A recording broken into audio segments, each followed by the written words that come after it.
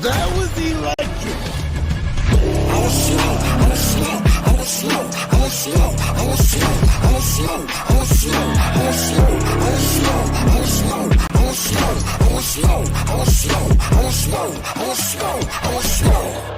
That was electric.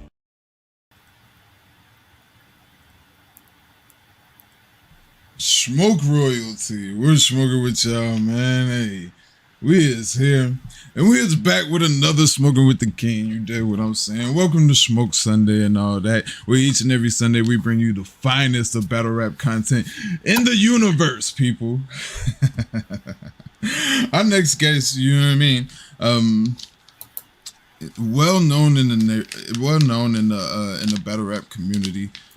Well respected in the battle rap community. You dig what I'm saying? He's been doing this for a long time. He ain't new to this. He true to this. You feel me? And whenever people want the honest criticism, whenever people want the authentic criticism, whenever they want to know the real, they ask this man, please let me know what it is. You know what I'm saying? And that can only be the light of an OG that's respected. Huh? We got none other than the OG. Capology Factz. Hold this LTV. Stand up. Capo, my brother, how you feeling? Salute to Smoke Kings. It's an honor to give this content with Smoke. You know what I mean? Mm-hmm. New fresh talent out here working, grinding. You know what I mean? And I like seeing that. Very, very authentic, unique, and very honest. And so, and he's also good with that pen, writing them bars down too. You know what I mean? So shout out to Smoke Kings TV, man. You know what I mean? Man, I appreciate it. I appreciate it, my brother. This one right here is very special to me. You feel me? Because not only I feel like we're gonna learn a lot of the history, but you know what I mean? It's not all the time you get a well-respected figure, you know what I mean, to pop out on a platform such as my own. You dig what I'm saying? And show love like that. You know what I mean? That's very special, very near and dear to my heart. You dig what I'm saying? I just want you to know that before we kick this shit off. You feel me? Straight up. Man, I appreciate that, man. I really appreciate that, bro. To be honest, dead ass. Man, you already know what it is. But people like you, the ones that kind of keep me in it. You know what I mean? Lately, I've been more focused on, life work. I have a goal on retiring in like 9 or 10 years. Okay. Because I don't want to keep doing this. You know what I mean? When I hit 56, I wanna go ahead and be like, hey, I got enough to hold me off for the next 30. You know what I mean? So I don't expect to live long, but I don't expect to live to the age of 100 either. Facts. But y'all keep me into this shit, man. So salute to you, bro. Man, I'm grateful to be that beacon. You know what I mean? To be a part of that. You know what I'm saying? That's why I had to get this Gorilla Glue. Because I had to only smoke with the best. You know what I mean? Smoke Kings TV. Subscribe to the channel right now. You did what I'm saying. Subscribe, niggas. But nah, so Capo, you know what I mean? Let's just kick it right off the bat. Let's go back to the beginning, Capo. Like, where is Capo from initially? Are you born and raised somewhere and you still there? Born and raised in Kansas City, Missouri. Okay. The Show Me State. One of the roughest cities. One of the more racial impact cities. Because we are in the state of Missouri, and Here, they are what they are. And we have a lot of segregation that was here with me growing up here. We had the black area, the white area. Even if we even too many moved into a certain area, they moving out of that area. Those Oh type of dang. things, man. So I had to deal with it on all aspects of life. And I was born in 1975. Okay. So back then in that time, it was still a lot of racial tensions, even though it's still prominent to today. You know what I mean? Yeah. Yeah. What? So, if you don't mind me asking, like, what was the? Is there really like a big difference between back then and now, or is it kind of the same? You know what I mean? The only As far as the difference racial is tension. no. The only difference is social media. Mm. There's the cameras. Okay.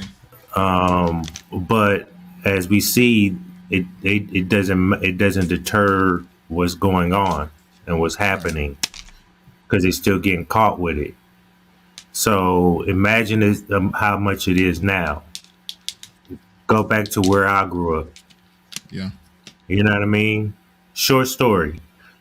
I'm part Filipino, right? So my grandmother's Okay. Filipino, and my mom always lived with her. You know, me, my mom, my brothers, such, right?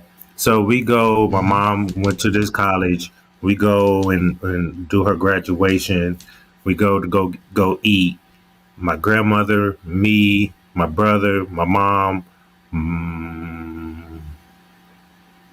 and I think that and my cousin. And we sat there for about 30 minutes. Nobody came to sit on us. My mom said something. We don't serve you niggers in here. Mm. Y'all got to go. I was maybe like 8 when that happened. Um, I seen a lot of that growing up, So and it was so super prevalent like that. yeah, it was free for Mm. them to say it then with no No real repercussions, consequence. Mm. right? So growing up in them times and seeing what's today is just a rerun. That's how I feel. I got you. I got you. It's just a reenactment of what was going on, but in different ways. Yeah, Do you feel like now it's for everybody to see. You know what I yeah, mean? yeah, yeah. Do you feel like sometimes sometimes like we kind of, I don't want to say enable it, but we kind of give, or we're kind of like too loving. Like, if that makes sense, like we forgive, like, As a culture, yeah, as a community, black community. yeah. Not Um, necessarily like within our culture, but like from, and I don't want to say like outsiders or to nothing like to that, because he that's to crazy. You others, know what I yeah. mean? Yeah, No, it's not crazy. It's to the others. yeah. I feel like we're more forgiving to others than we are our own race. That's why the others can say, "Well, it's black on black crime." You know what I Mm, mean? At the end of the day, it's all ego. Ego can get you killed. Love can get you killed. mm. Okay, okay. You're gonna learn that the hard way. Ego and love will get you killed. Yeah. Mm. So let me ask you this, Capo. Seeing that at 8 years old, does that make it hard for you to make friends with people of the opposite color? Like, seeing that. Um, no, I went to school with after a while. I think after when I got to fifth and sixth grade. It started to be, we moved out the inner city, where it's predominantly black. It was black everything. I didn't really see any white people. We stayed in our own community. You know what I mean? If I saw some white people, they were driving. But where I was going and where my family was making their rounds, it was always the black community. You know what I mean? Okay. So then when we moved out south, it was a little bit different because all the white people were out south. There was only maybe 5% of black families out there. You know what I mean? And we joined that. And as like the suburbs? Yes. Okay. So as we as we were migrating south to get out the inner city and the hood and all the gang violence and the shootings and shit like that, moved out south. And so out south, it was a bunch of white folks, you know what I mean? But we still had, I lived on a block, there was 5 black families, which it was cool, you know what I mean? Yeah. But I have white friends that I grew up with. You know what I mean? But I can only trust a person as far as I can throw them. It doesn't matter what color they are for me. You know what I mean? That's just one aspect in life. I can have my best friend. He can stab me in my back and he can be black. You know what I mean? Yeah. But I watch my surroundings and I watch who I deal with. You know what I mean? Am I going to go on a big camping trip with a bunch of white guys? No. I don't give a fuck if I know 2 of you. It don't make sense. Yeah. It don't make no sense. You know what I mean? Because I know how it gets down here, bro. I know how it gets down here. There's serial killers. There's motherfuckers, families that kill niggas down here, lynch niggas. They even in the schools to this day. You know what I mean? They talking about getting rid of black people, all this other shit. It's just it's ridiculous. In the schools and today, so and it's sad. Yes, it's documented. It's, look it up. So they're Trump supporters, bro. Okay. Dead ass. These motherfucking Trump racist white people, bro, they ride around their trucks with the Confederate flags, with the Donald Trump flag and the American flag on their trucks, mobbing 15, 20 deep, riding through the hood like, dare y'all motherfuckers do something. Say something. Yeah. You know what I mean? Like they flamboyant with it. Now, if we go do some shit like that, then it's a different story. The cops called, we getting round up. These motherfuckers is really different here. Yeah. Dang. That's wild. So how was it actually growing up? Like, cause I know there's good people and there's bad people, right? You know what I mean? So besides that, you know what I mean? What besides when you were 8, you know what I mean? And I'm talking about on your own when you have a little bit more understanding of it. Like, what was the first time that you've been disrespected racially? That you could remember and being like, hold up, this ain't right, and you know what I mean? That was the first that was the first time. Okay. And that was just because where she went to school at was all white. There might have been 2 black people in that college, and my mom was one of them, right? But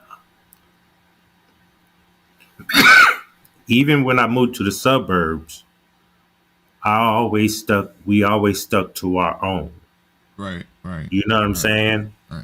So like for years until I ended up graduating from high school, and getting out in the real world and going to the military and going to San Diego and seeing the variety. You know that Wu-Tang song, Ice Cream? Or Cream, talking about the flavors of ice cream. Yes, yes, yes, yes, yes. To the different flavors, say. Right. So then when I moved back here, Mhm.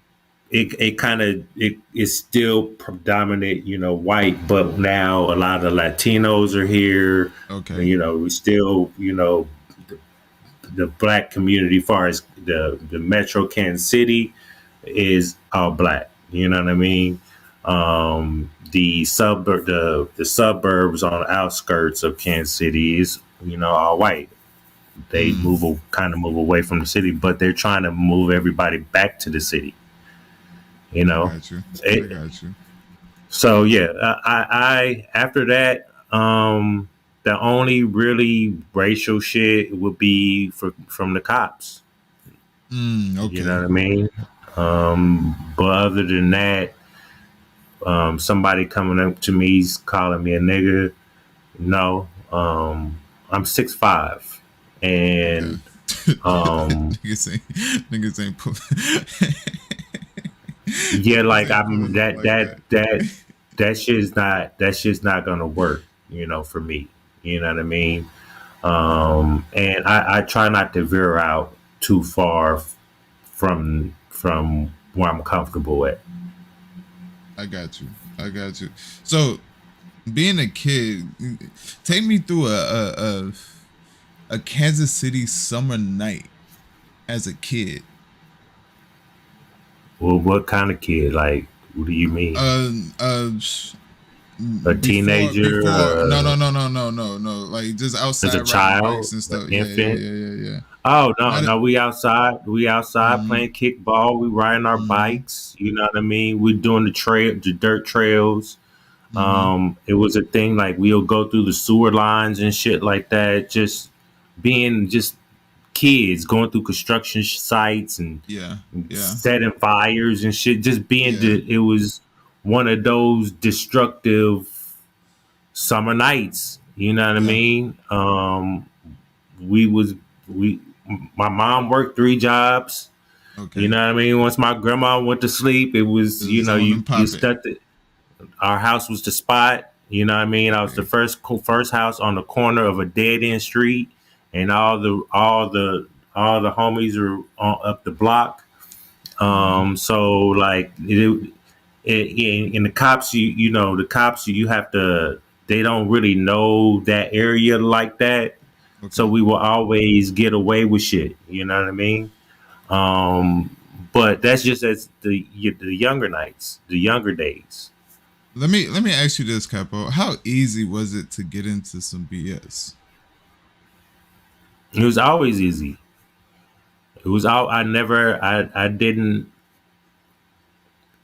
like I said, I live with my mom. My mom Yeah. always worked. She was a school teacher. She was a hotel receptionist. You know what I mean? Mm-hmm. Love her to death, trying to, you know, bounce back from dead ass relationships with dumbass niggas. Right. You Right. know what I'm saying? So like, she was always working. So me and my brothers, um, always had a lot of free time. And we did what we really did what we wanted to do. Well, I did what I wanted to do. My brothers was following suit. That's just how it was. I got you. I got you. So what was the age that you found out like, yo, I can do what I want to do, you know what I mean? And you know what I mean, not really have too much of a consequence.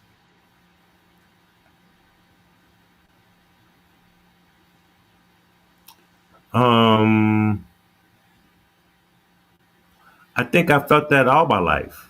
I think, matter of Mm, fact, I think when I around 8, 10-ish years old, I stole my first piece of candy.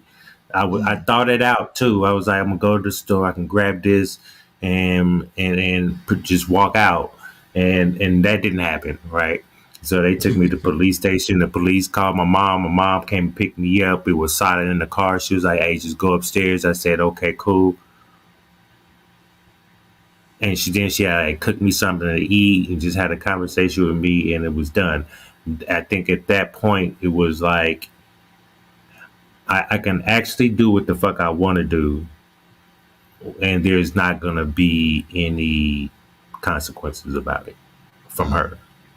Now, in the future, she's only kind of punished me physically, far as whooping me with a belt, maybe 4 times in my after that. But that shit, it's like pretend, like I'm gonna cry, I got you. I got you. Let me ask you, if it's not too much to ask you, like, where's Pops in all of this? Um, Here around, maybe 3 times a year. Um, he's doing his thing. He Okay. thought he was a playboy. Had a good job, and you know, I will see him on my birthday, which was in June. He'll probably come get me and take me to out of town to Illinois, where his side of the family is. And then I'll see him in Christmas, and then after that, them like the only like really 3 times I will see him. I got you. Right. So it's just me dealing with me, and my brothers. We all have different fathers. Okay. So, but we was raised together. I got you. How many siblings do you have, if you don't mind me asking? I have 5. You the oldest? I'm the oldest of all of them. Yes. Okay. Okay. I just recently found one on. Actually, she found me. Maybe like I want to say 7 years ago. Found me on Facebook. And hit me up and was like, "Hey, I think your dad is my dad," and I was like, "Fuck out of here." You just like the rest, because she's not the only one. Yeah. You know what I mean? Well, if me and my sister will always get those. So, long story short, she called me. We talked. She sent me pictures, and the pictures that she sent to me, I seen those pictures before. Okay. You know what I mean? So I was like, maybe this might have something, right? So we did a DNA test, and she ended up being my sister. So now that makes my 4th sibling. Oh man. So I have two brothers with my mom and 2 sisters with uh, my pops. Okay. Okay. Okay. Hey, that's. I mean, that's a crazy way to find out. You know what I mean? And I That you only got found more out family. because my rest in peace to my auntie. She passed away from cancer. You know what I mean? And somebody posted something on. No, her mom actually ended up coming to the funeral and keeping the obituary. And when she got home, she said, "I got something for you. It's in the coffee table. When you come over, you might find your brother in there." And she did. Oh wow. So she looked through Facebook to find me. Man. Shit's crazy. Yeah, that's wild. That's wild. So with all of that being said, like, so growing up, like, when does Capo like go outside, so to speak?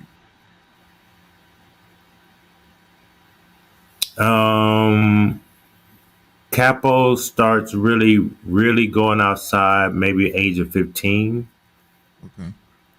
where I had my friends, and we always did mischievous things, Hmm.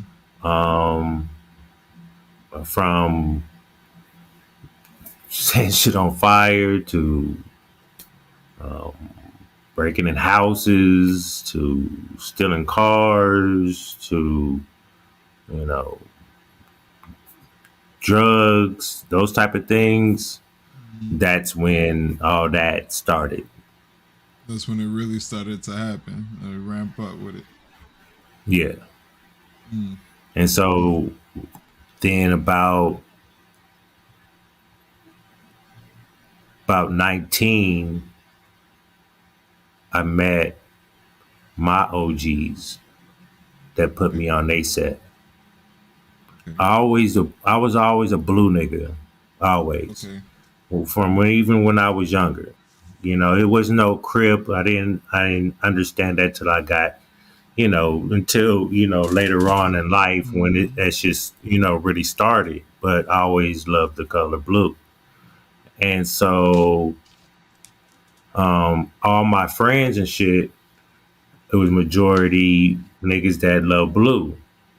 And then we started doing the little crip shit. And then we had blood niggas that we knew that lived around us that we were just cool with. We just know, y'all know what we are, we know what you is, but we're still family. Whatever happens on y'all side, it's not us, Mm. and vice versa. So I ended up being um, a soldier for my set, and I was bleeding the niggas out south. Okay. Okay. Now, with that, you know what I mean?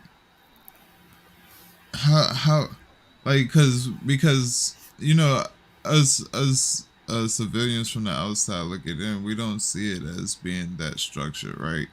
You know what I mean? Speak on the responsibilities, you know what I mean, of keeping everything tight, so to speak. Um, so at that time, I'm trying to keep everything like little brief and Mm-hmm. shit. So Mm-hmm. at that time, we were just wild and reckless out being out south, being a young nigga, right? Okay. My OGs, when I came around 19, they were already 30. So they already knew the game, right? So everything they was doing, I was soaking up game. We got to organize, we got to do this, we got to do that. You know, I'm not a snitch. I hate snitches. I hate rats. You know what I Mm-hmm. mean? I despise that shit. But I had to take all that I learned and translate that shit out south because the shit we was doing out there, we was just out there wilding. Mm. Down north, they wasn't wilding. They was moving militant. You know what I mean? One of the biggest Crip sets is 12th Street, Rich the Factor set. You know what I mean? Then you have Tech 9. There's a blood set. 50 Street, 52, 52nd, 56, all that shit. You know, the 50s. You know what I mean? So Kansas City's always been gained affiliated because of California. Mm. California plays um, a real factor in the street life of Kansas City. If you do your history, everybody from like LA to the Bay, like musically, Mm-hmm. they always say Kansas City. And it's Kansas City, Missouri, because they come we network. Okay.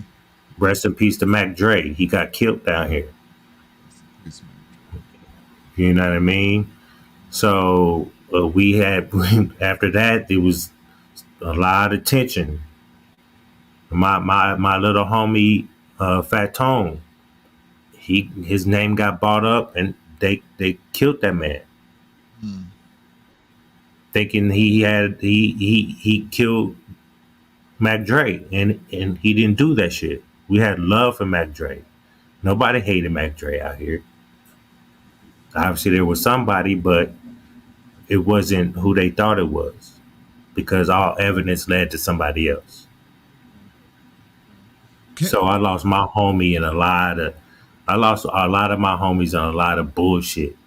Yeah, that's what I was about to say. Can you speak towards the I guess the psychology behind losing mad loved ones to to to what I guess we would call as civilians senseless. You know what I mean?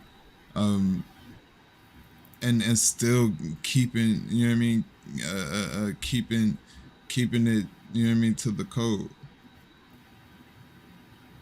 People have to understand in the black community, we all fatherless child, fatherless kids, a lot of us, right? So when the whole gang aspect, we didn't treat it as a game. We treated we it was a family type of thing. You know what I mean? Um, and yeah, we was reckless. We were what crib, cuz, what's up, cuz, fuck you. You know, do we Mm-hmm. did all that shit too. You know what I mean? Just because you know we was just dumb. You know, we didn't know.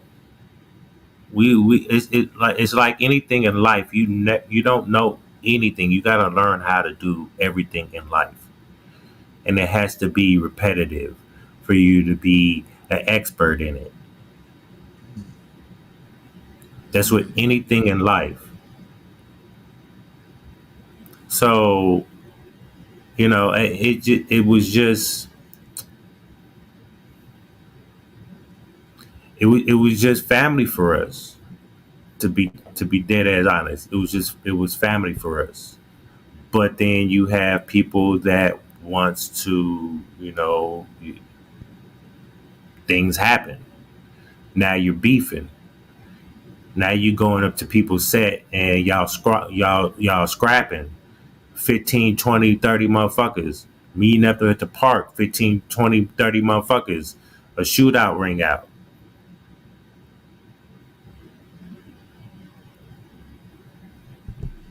You know what I mean? And Mm-hmm. it got crazy. Cops stopped getting these white folks started shutting shit down. Like, nah, we ain't having none of this. We're gonna shut all y'all shit down. Mm. Yeah. They have us on a leash. We let y'all do what y'all do, but until y'all start fucking up, nah, we gonna shut all this shit down. Mm. So let me ask you. Doing all of the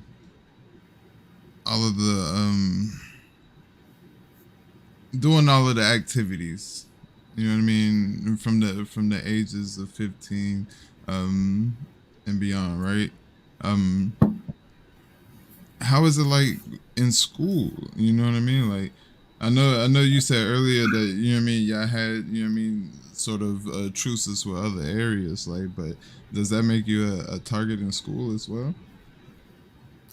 Um, my school life it was it was pretty it was okay. You know what I mean? And when I was younger, I was teased by females about my how big my eyes were when I was younger. Mm-hmm. But it didn't really bother me because women that would be around my mom, they were like, "Oh shit." They want to say shit, but oh, you have beautiful eyes. When you get older, you're gonna be a heartbreaker. Mm. These women gonna love your eyes. So it didn't bother me what they were saying. You know what I mean? And some people tried me, and I tried to be the more humble type, and like we could talk about it. Um, but certain people likes to pop off, and I mean that's cool. Pop off, and then the end result is uh, you're you're down, and I'm walking away and going to enjoy the rest of my day. Okay. But it got worse as I graduated out of high school. You know what I mean? Mm. But during school, the school was fine. You know what I mean? I Okay. was living out south. I was heavy into music. Okay. Um, I did sports, basketball, and track. Okay. Um, I I played the viola for a little bit, but then I started Okay. singing for the rest of my school days. Performed on a Broadway play for like a Okay. week. So I've done a lot. I've done a lot of things. I've seen a lot of things. As far as musically, and then with music's always been my soundtrack of my life. You know what I mean? Mm. So, um, yeah. And then after high school, it's just like niggas always wanted to test me because I was the light skinned nigga. You know what I mean? Which is cool. Oh, he don't look like he gonna do anything, which is cool. Uh-huh. You do that, and you can't really ask them that question. So let's go back.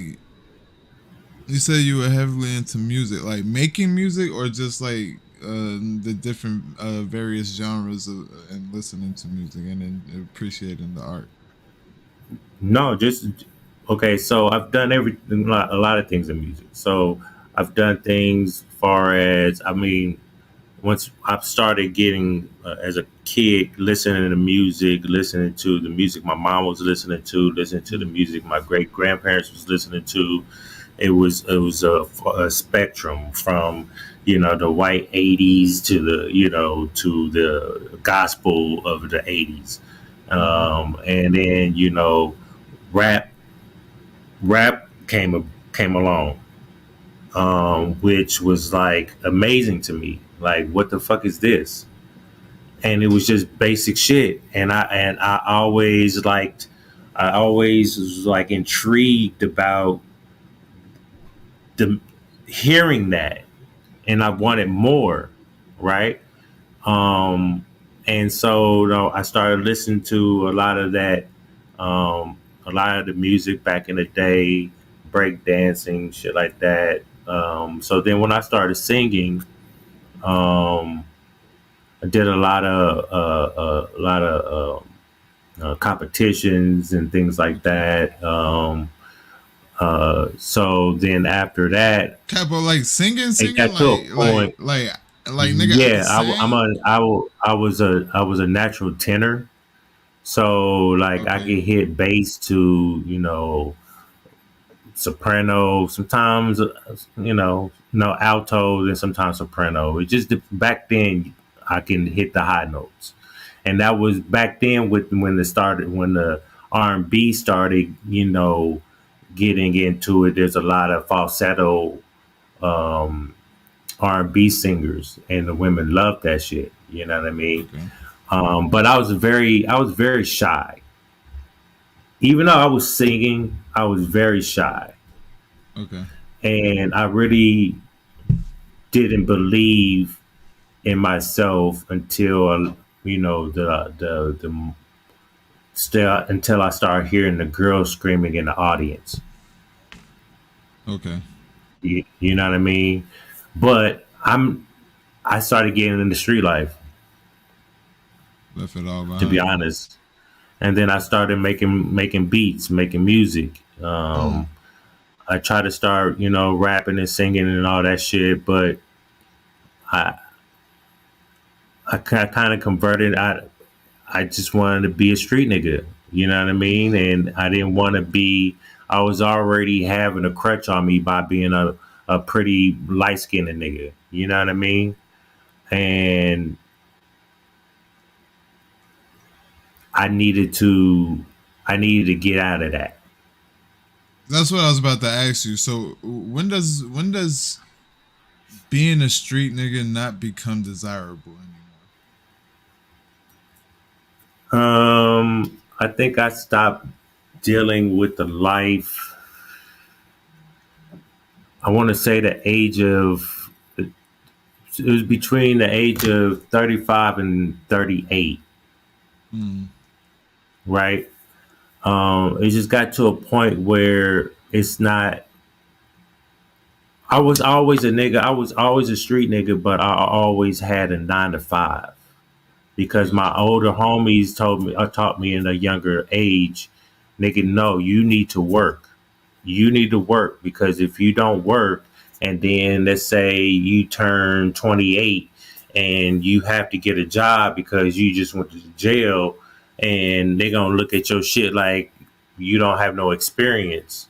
Or even if you didn't go to jail, something happened, you got to stop. You want to stop, selling dope. You trying to get a job. They're gonna ask you what you've been doing for 8 years.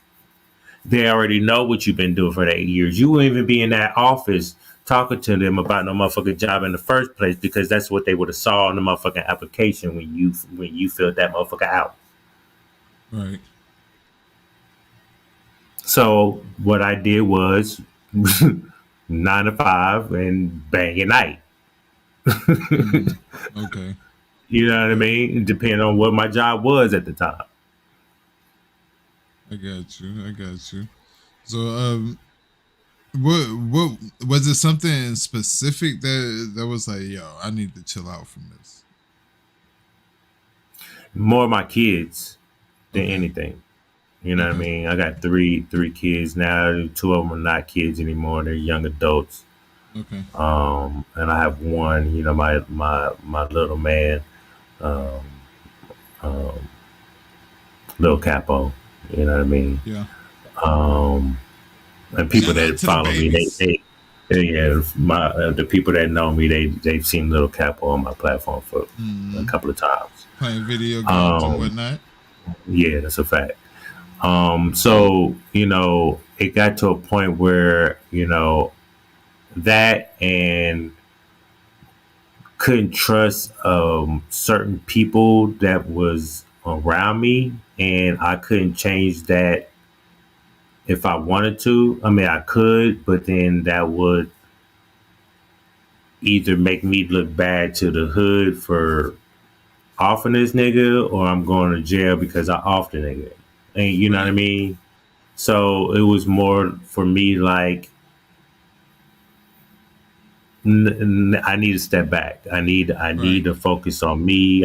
You know what I mean? I need to get my priorities straight. Um, yeah, that's about it, bro. So going back, uh, who are some of your first like musical influences? Like you said, like I know we grew up listening to moms, and you know what I mean, moms taste in music and things like that. And but what was Capo's first musical influence?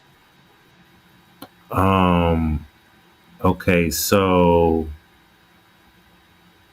Al Jarreau, because my mom would listen to Al Jarreau.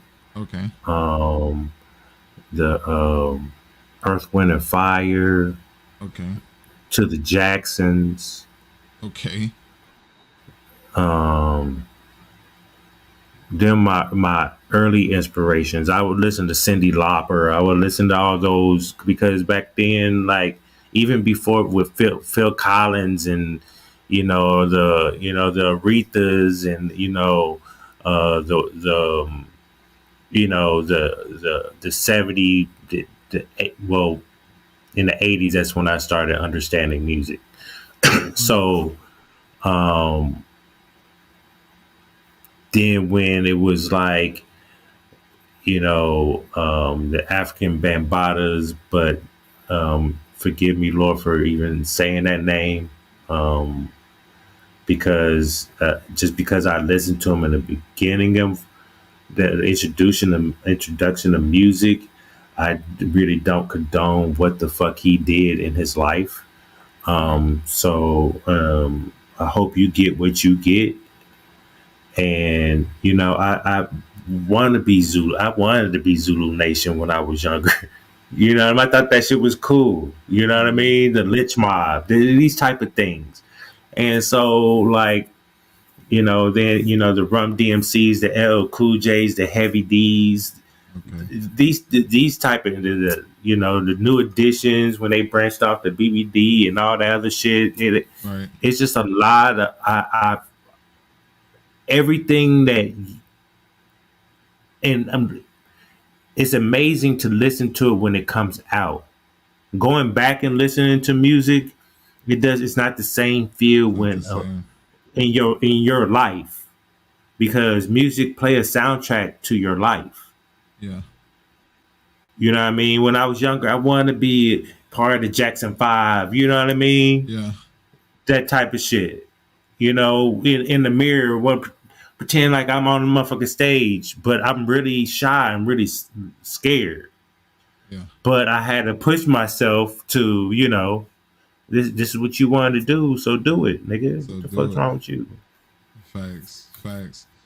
Isn't it wild? Like no matter what age, you know what I mean, from how long Michael Jackson has been out until now, right? Every little kid wants to be Michael Jackson. Yeah, I remember Bruh, growing up trying to do the spins and the, you know what I mean. I caught bruh. my son trying to do Michael Jackson. I'm like, yeah, Yeah, yeah, yeah. The Jackson and just the and Michael Jackson was the shit, but the earlier records with the Jackson 5, yeah, that as a child, their age, you know yeah, what I mean? And I'm like, you know what I mean? hmm, I still hear and listen to that the Jackson 5. yeah, Then it branched off to Michael Jackson, and it was just amazing how I seen music grow from the beginning mm, before hip hop, because hip hop didn't really start until around, I want to say, I think it was between 83 and 87. I okay, think it's more 86, 87, to be honest. And hip hop, if you did your research, it started in Jamaica. mm, You know what I mean? So um, listening to all this, I'm like, what the fuck is this? As a child, I'm like 8, 10. Like, what is this? And then just evolving to what it is now. I'm kind of disappointed that, some of a lot of these artists out here, but that's why I'm in battle rap. You know what I yeah, mean? Because I can get bars, and that's why I get irritated, because this is the only pure form of hip hop there is. And when you come to these motherfucker events and you put up subpar material, knowing I know you are better than that, and then when I get mhm. mad, I'm a hater. No, I'm not a hater. I'm trying to get you get back to where you was what you was doing, nigga. The Facts, fuck? facts. So let me ask you this, Capo. So coming from all of this great music, seeing where this great music is transitioned to, right? Like, how do your antennas stick up, so to speak, whenever you come across battle rap?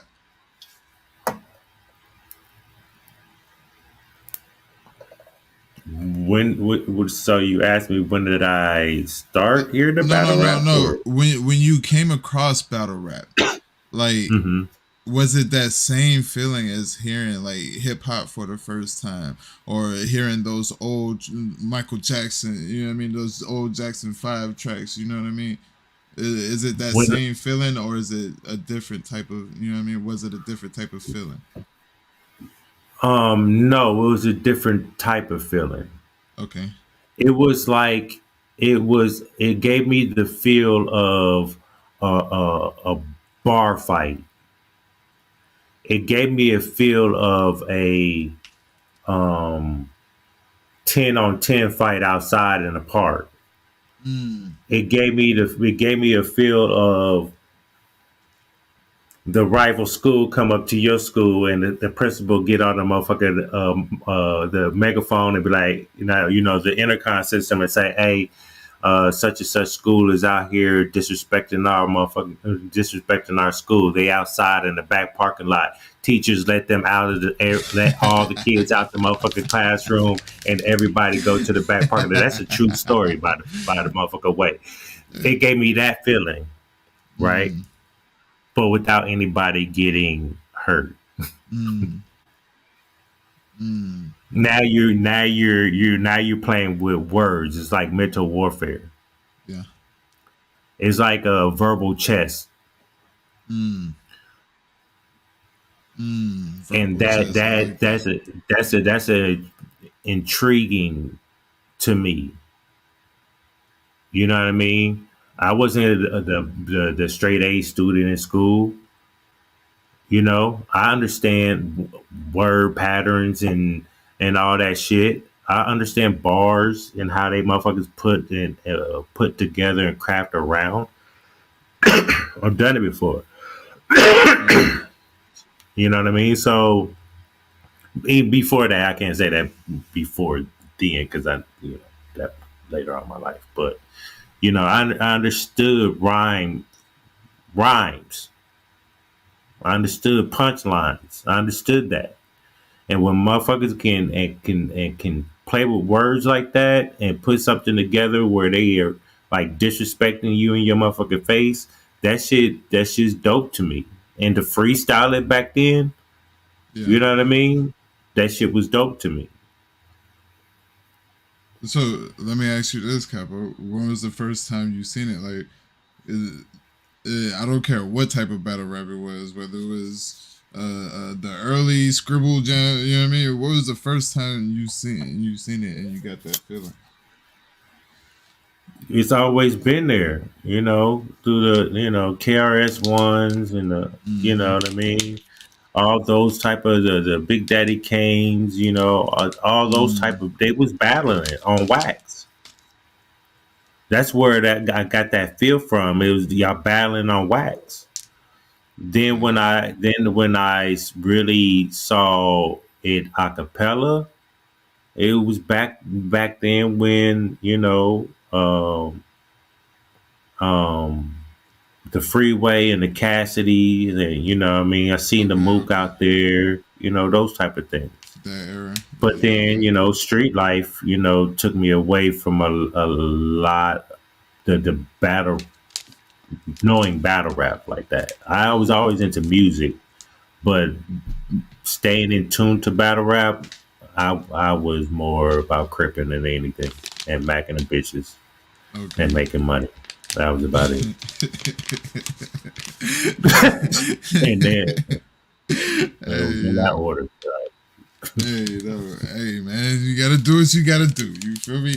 But not so finding battle rap. What was so okay? I asked you this. So you said you know what I mean. Like you was more into doing what you was doing than actual battle rap. What was a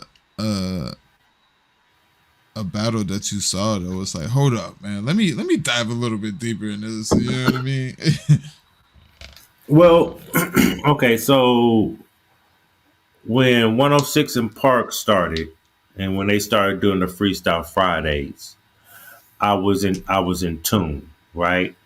Mm-hmm. Um, but then I didn't know about the other shit that was going on in the streets. I didn't know they met up like that. And I didn't know that until I started doing this battle rap media shit and interviewing legends from back in the day Mm. and to get those details. But I think this is when I was with my younger son's mom. Now, mind you, he's 12 now. So this is about, Okay. you know what I mean? This is like Uh huh. 13 years ago before he was even born. You know what I mean? Uh huh. Um, and I'm really starting to get into the whole internet shit because, like, to keep it G, like OGs like me, it was hard to dive into the internet because now you have to give. Now you're telling people about yourself, Right. right? And um, banging, you're not doing that. You know what I Right. mean? We take pictures maybe here and there, but it wasn't one of those constant things like, you know what I mean? There was really no evidence of a lot of shit. Right. You know, we didn't talk on we didn't do none of that. If we needed to talk about something, we would talk face to face or something. You know what I mean? Never on the phone, none of that bullshit. So like, um, once I started getting the internet and found YouTube, then I started looking up shit. And then I started seeing shit like the grind time battles, Okay. um, you know, the Smack DVD battles, Okay. those type of things. The Freestyle Fridays, you know, the top people that won those, like Blind Fury and all these, and Mm.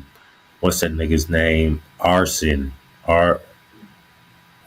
He's from, I think he's from Vegas or something like that. You know what I mean?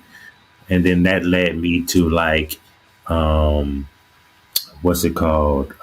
Fuck, they out there in Vegas. He don't do nothing. He Hey, don't do hat. battles anymore. A-Hat. It led me to A-Hat. So I'm starting to see A-Hat and things like that. So, but then, you know, that was only a brief time, and then I started getting into life again. You know what I mean? And Gotcha. then one day, I seen the Hitman. I want to say the Hitman and the John Johns, either Hitman and John John or the Calico and Lux. When I seen that, I said, "Hold up, they still doing this shit? Mm. What?" That them two battles made me do a deep dumpster dive up in that motherfucking battle rap community and finding everything battle rap, every battle. Every time I heard a nigga's name dropped in the motherfucking battle when nigga was talking shit to his motherfucking face, I wrote that name down. Oh, Mm. you did such and such with Calico. You did such and such with Surf. Oh, Calico Surf. Nigga, I did a dumpster dive. Like I was dreaming about battle rap. I was dreaming about battling Hitman, all these niggas have actual dreams about this shit because I'm watching it so much. And Watching then it I so saw much. Yeah. then I saw a female battle rap. I was like, oh shit, oh Babs, oh what, Queen of, oh hell, I dumpster dive Yeah. until I got to the present time at that time, and then it was up from there. I just been following and watching and loving it. Mm. So when does Capo actually start? You know what? I have an opinion about this. Let me start blogging on this. When does that come about? Or how does it come about? When and how?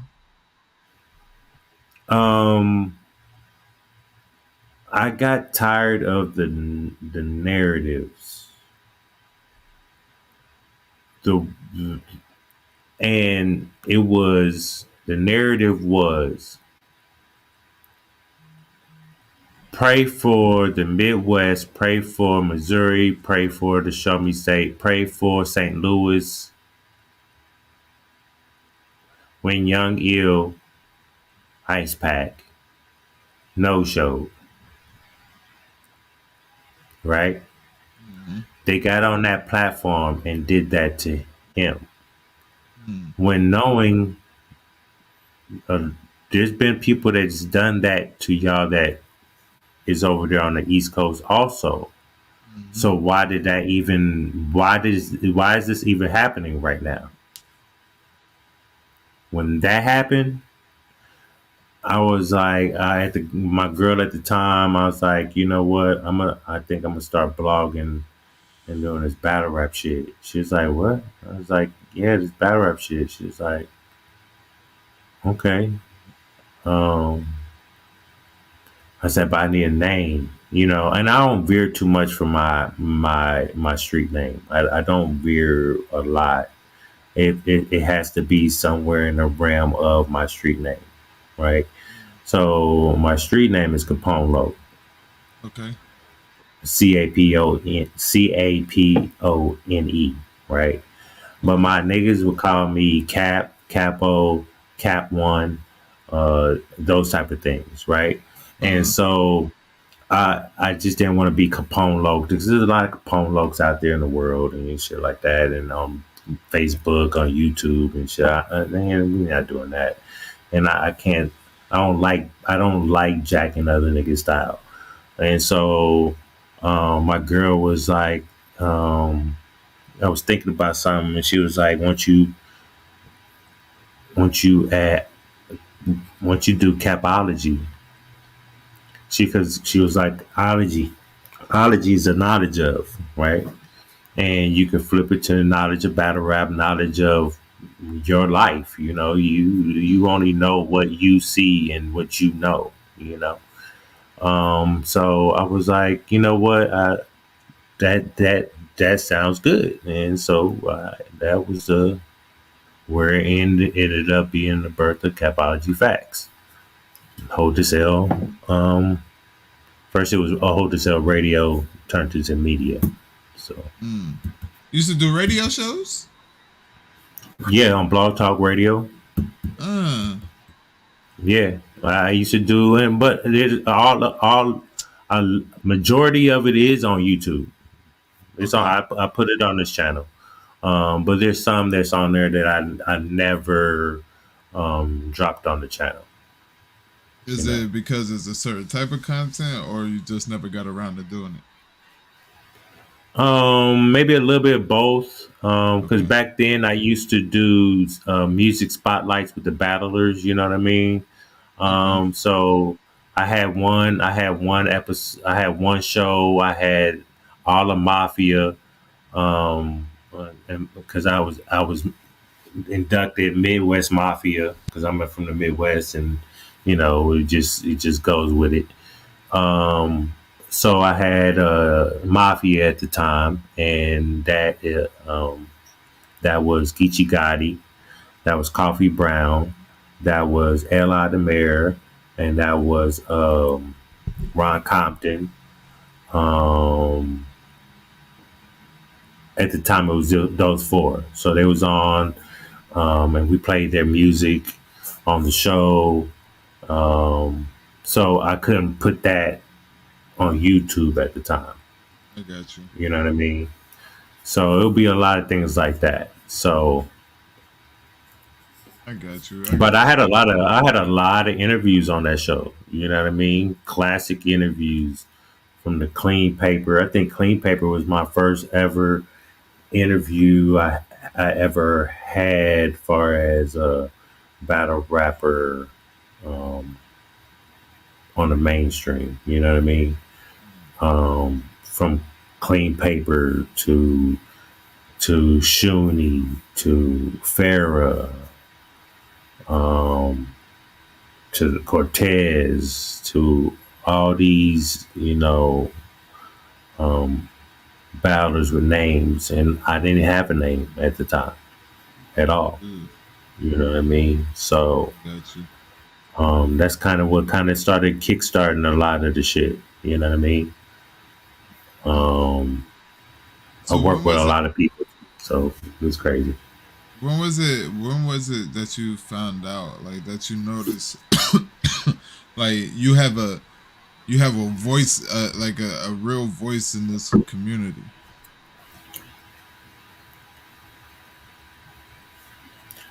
Um, from my subscribers, Mm, okay. I'll have people that subscribe and be like,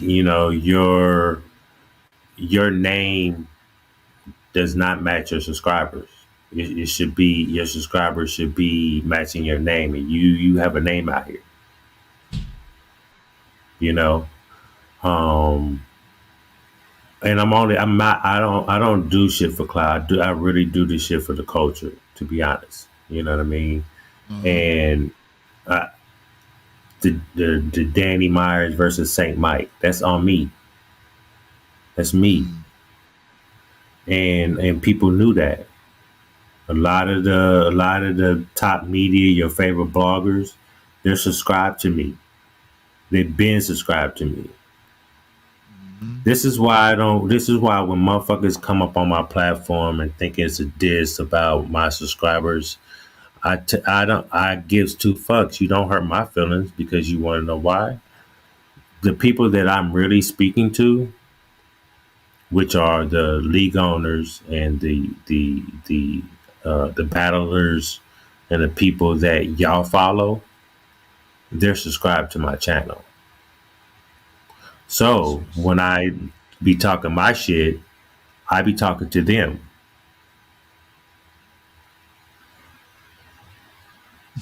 So at the end of the day, I just laugh at y'all niggas like, haha, like, okay, what do it's quantity over quality. Which one do you want? You know what I mean? So like at the end of the day, I look, I've had interviews from the smallest, the person that just started last year to the mooks, and this are all documented facts. You know what I mean? Bill collector and hitman. That's off. That's off of a motherfucking interview I had with Bill collector on my platform, and we talked about who he wanted to battle next. He said Hitman. Nobody wants to book it. I said, oh hell no. I'm reaching out to ARP. What I do? I clipped it, tweeted it, sent it to ARP, and look what happened. Millions of motherfucking views. You know what I mean? I've had ARP on my platform with an interview. You know what I mean? So it's like a lot. This is why I do what I do, because at the end of the day, if a nigga want to hate, you can't. You have to search and find something to talk about, because at the end of the day, I've done a lot, and it's cool. That's what I'm supposed to do. Facts. You know, so everything's documented. You can just go search on Capology Factz, Hold to Sell TV, and you'll see it. I got a lot of content, a lot. Facts. I'm your favorite battle rapper's favorite battle rapper blogger, nigga. Fuck out of here.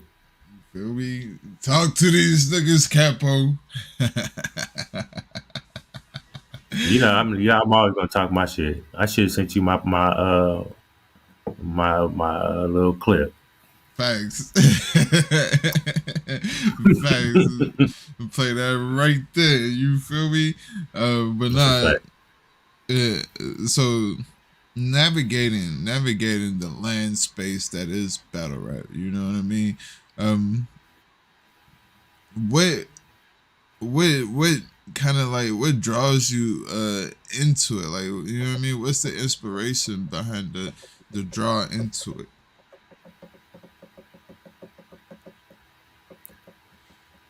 Well, Smoke, to be honest, bro, I lost my way.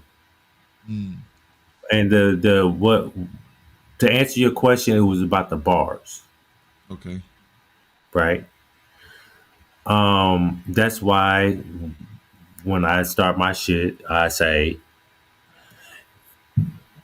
it's your boy Capo the Don, aka Capology Factz. It's all about the motherfucking bars, you bitch.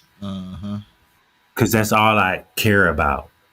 In the beginning, I didn't talk about what this nigga doing outside of battle rap, what this bitch is doing outside of battle rap. I didn't blog about none of that shit. I didn't give a fuck if when the first motherfucker blog awards popped off, I wasn't in that shit because I wasn't doing blogs aiming at nobody. You know what I mean? So like I wasn't doing that. It was all about battle rap. Yeah.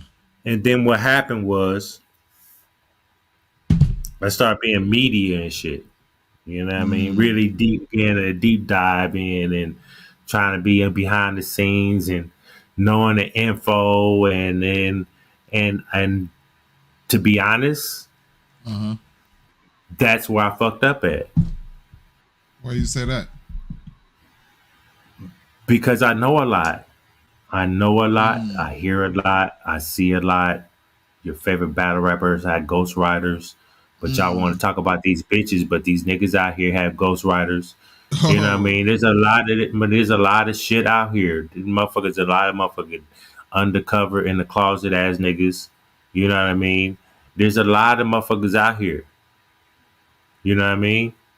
And it's just not because we're the battle rap community. This is the world. yeah, yeah, yeah. Just because it's labeled battle rap community don't mean you're not a regular person Right, that's trying to navigate in this world. right. You know, I can't. I trust. I don't trust a lot of people. You know what I mean? I let people do what they do. They show me themselves. If it's good, cool, good energy, I can stay around. If it's not something that I'm, that's going to bother me and my growth and my mental health, I'm not doing that. I can't. I can't because it'll bother me. And Facts. I'm trying to be a bigger man. You know what I mean?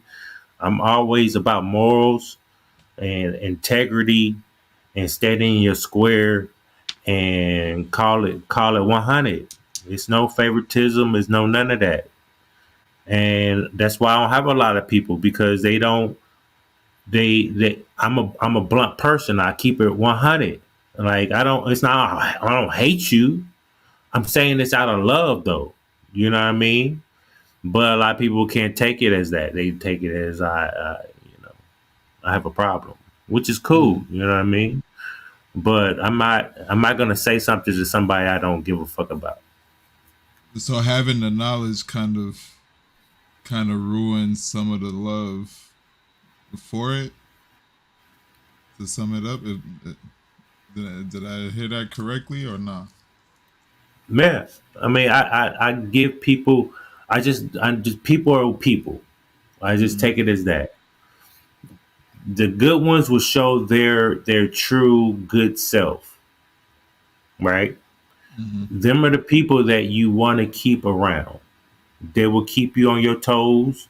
They will call a spade. Nigga, you was wrong for this one. You know what I mean? That's friendship. That's friendship. Because if you're gonna sit here and be like, it's okay, no, you lying to me, nigga. It's not okay. Tell me I was wrong. Right. You know what I mean? I could take that. Tell me like, help a nigga out. I'm your friend. Like, what should I do? Those type of things. You know what I mean? But as soon as I allow people in and they ended up, you know, crossing me, then I'm out. That's why I don't do a lot of battle rap anymore because used to do a lot. Mm. And then when I seen people with true colors in this battle rap shit, I just like, I'm not gonna count everybody. I'm not gonna look at everybody else that I meet in the future as what I just experienced in the situation. Can I You know ask what I you a mean? question, Capo? Do you feel like you are the like the quote unquote like face of Midwest battle rap blogging? Because I say this, I say that to say this, right? You type in Midwest battle rap. First thing that pops up is a battle. Capology Factz is standing in the background.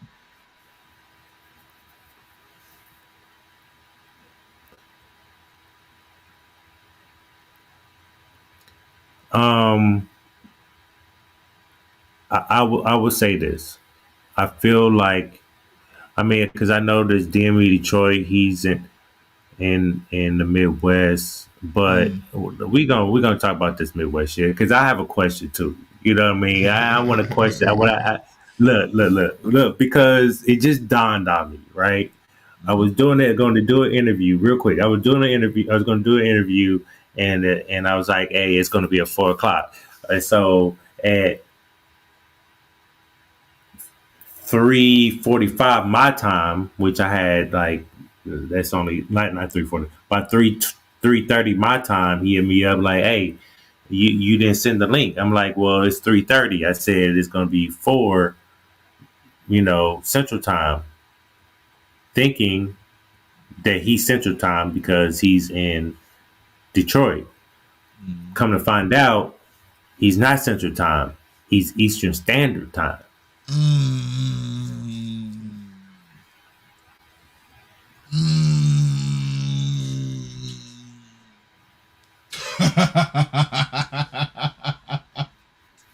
So my heart and soul, my dumbass, I had to give myself an L for being a dumbass nigga, thinking the Midwest, Detroit, Michigan, is going to be a Midwest type shit. You know what I mean? Thinking that and not really knowing it's Eastern Standard Time. And so if we're going by time zones, time zone Eastern. So all my life I've been lied to about Michigan. Detroit, Michigan is a Midwest state.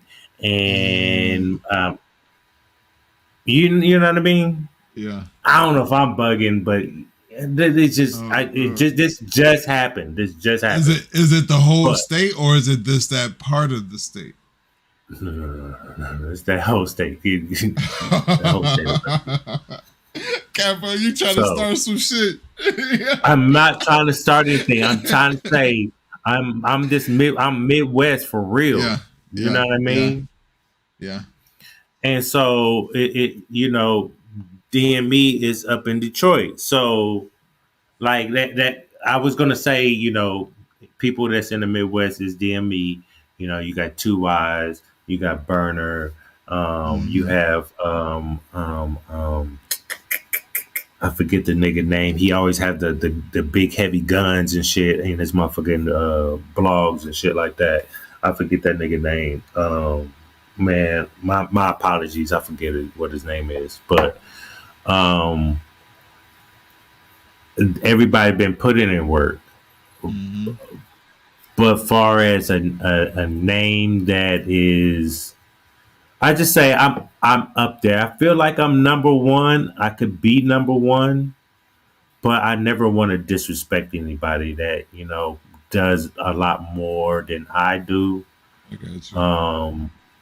Because these last couple of years of my life, as far as battle rap, just haven't been consistent with it, and I explained that in the beginning. So I got you.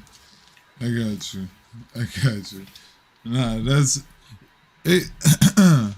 So, can you explain like to up and coming bloggers just how like you explained to me in the past, like how important is it to be consistent, especially in a small subculture that we're in?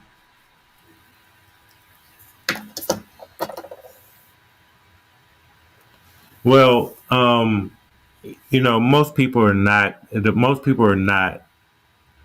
lot of people are not me, right? And it's not just what I deal with as far as work in real life. I do have mental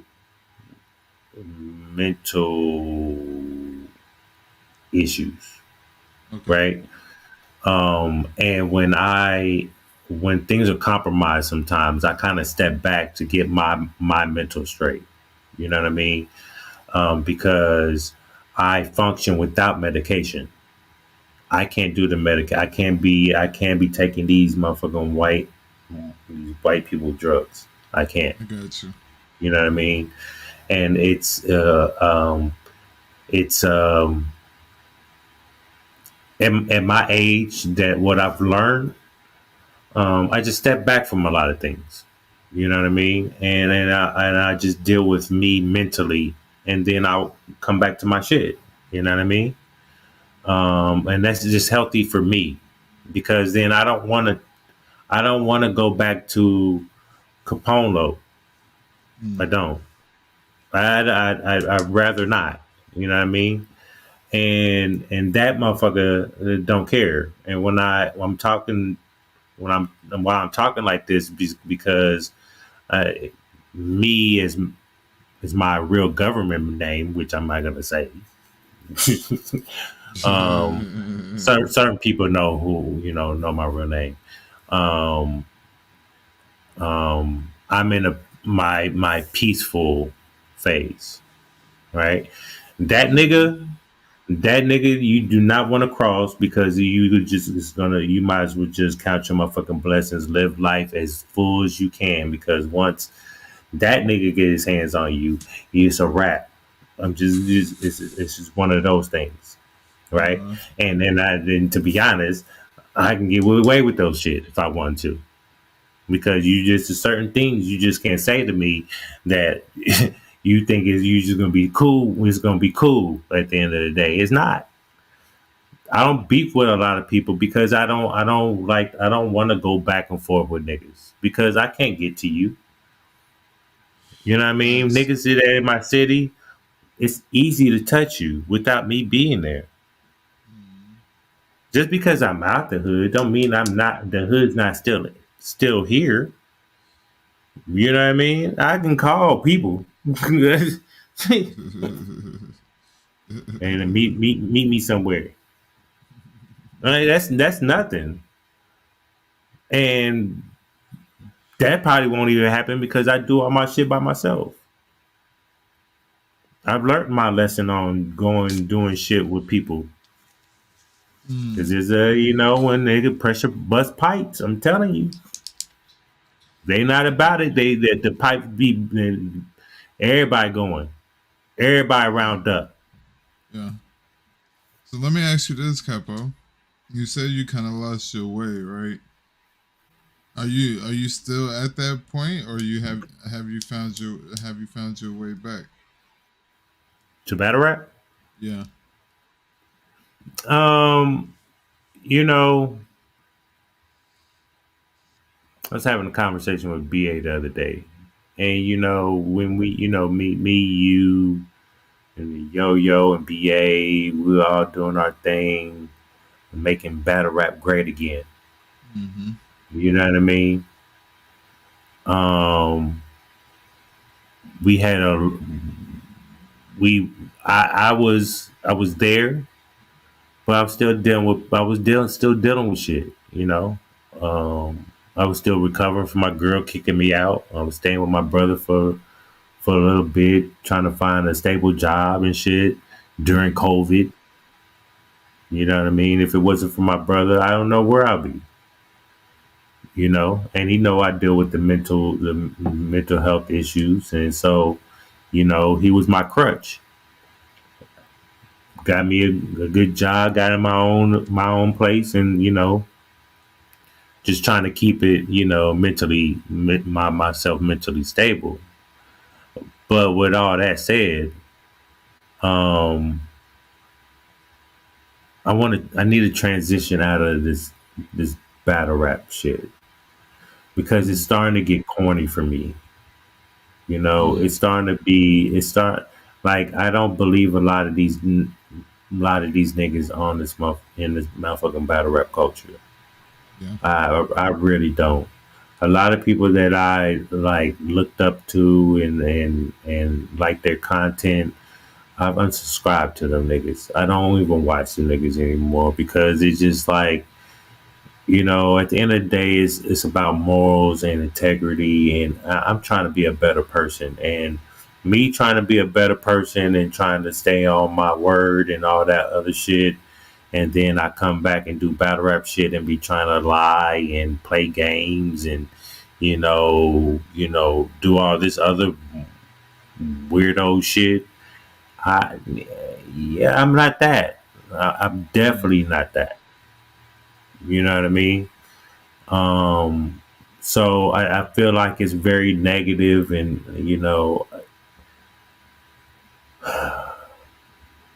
this is a bunch of shit. You know what I mean? It's just very disappointing for me at the end of the day. And as much as shit as I know. Like I Yeah. said, I posted something and it said if I expose a lot of shit that I know about a lot of you motherfuckers, y'all got some explaining to do. But I'm not a messy nigga like that. You know what I mean? When I hear Yeah. shit and that go against what I stand for, I tend to just fall back and not deal with the person. You know what I Yeah. mean? I'm not gonna get on live, but fuck this motherfucker, unless you really violate, then I will have some words for you. I seen it. Oh man. Alright, so Capo, I got some random questions for you, big dog. You know what I mean? So what is the biggest misconception about Capology Factz? That I'm biased. That I'm biased. We know you're a Midwest representative. Yeah, it's a fact. That's a fact. But with all that though, right?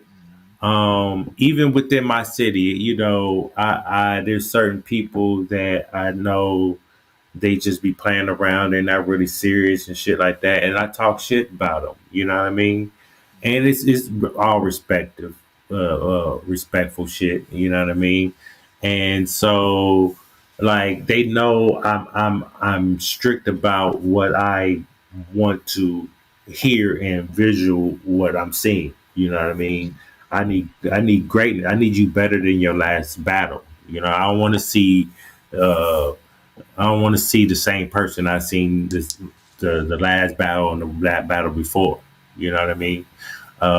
So a lot of people didn't understand until they knew I was really passionate about this shit. I really know what the fuck I'm talking about. You know what I mean? A lot of people has changed what they do because of a conversation me and them had. You know what I mean? I had a nigga that won a battle 2-1, but I was mad at him after that. He was one of my homies. I was mad at him after that. He was like, "How I do, Capo?" I said, "Fuck you, nigga. You choked in that battle. You could have had a 30, but you had to come out of 2-1. Fuck out of here. What you talking about, nigga?" Yeah, I know, man. Yeah, I know you know, nigga. What you talking about? I'm blunt. Like Yeah. I'm not pulling shit. I'm not pulling shit out the random air and putting a jacket on you, nigga. You just choked. Yeah. You know what I mean? I don't do no assumptions. None of that. I always go by what the facts are saying, what came out your mouth, and what is visualized of what I have seen. Cause y'all do it. Y'all put it on the internet. Yeah. So Yeah. at the end of the day, like sometimes it is what it is. People just want yes men around here. You know what I mean? And I have conversations with Danny. You know, Smoke. You remember when Danny was doing all his workout shit? Yeah. You Yeah. remember that?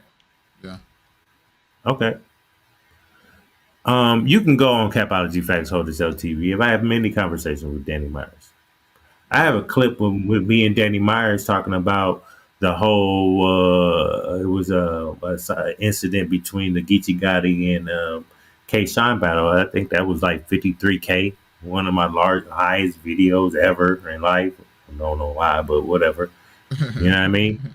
But we've had a conversation, and I told him about breath control and how to deliver your bars and be able to breathe through your bars, and instead of yelling, there's a more better way to to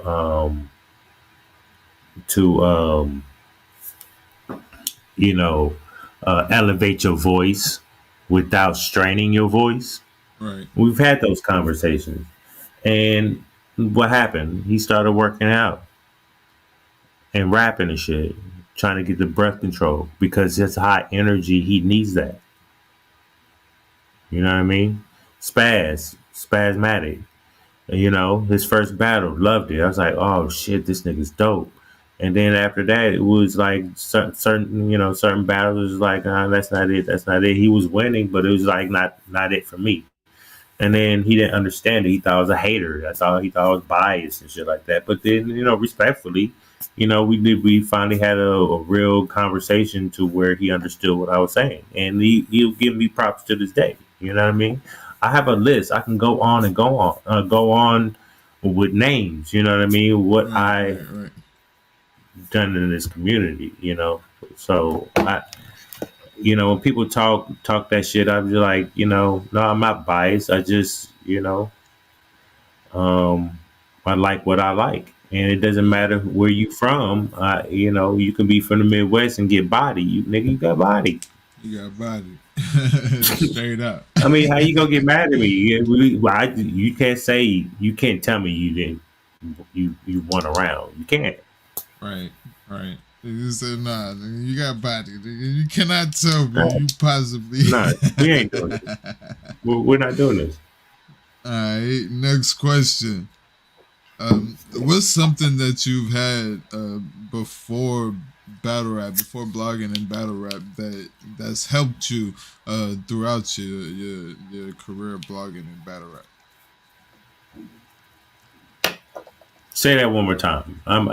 Yeah. Say that one more So time. what's something that you had before battle rap? You know what I mean? That's helped you with battle rap or during battle rap.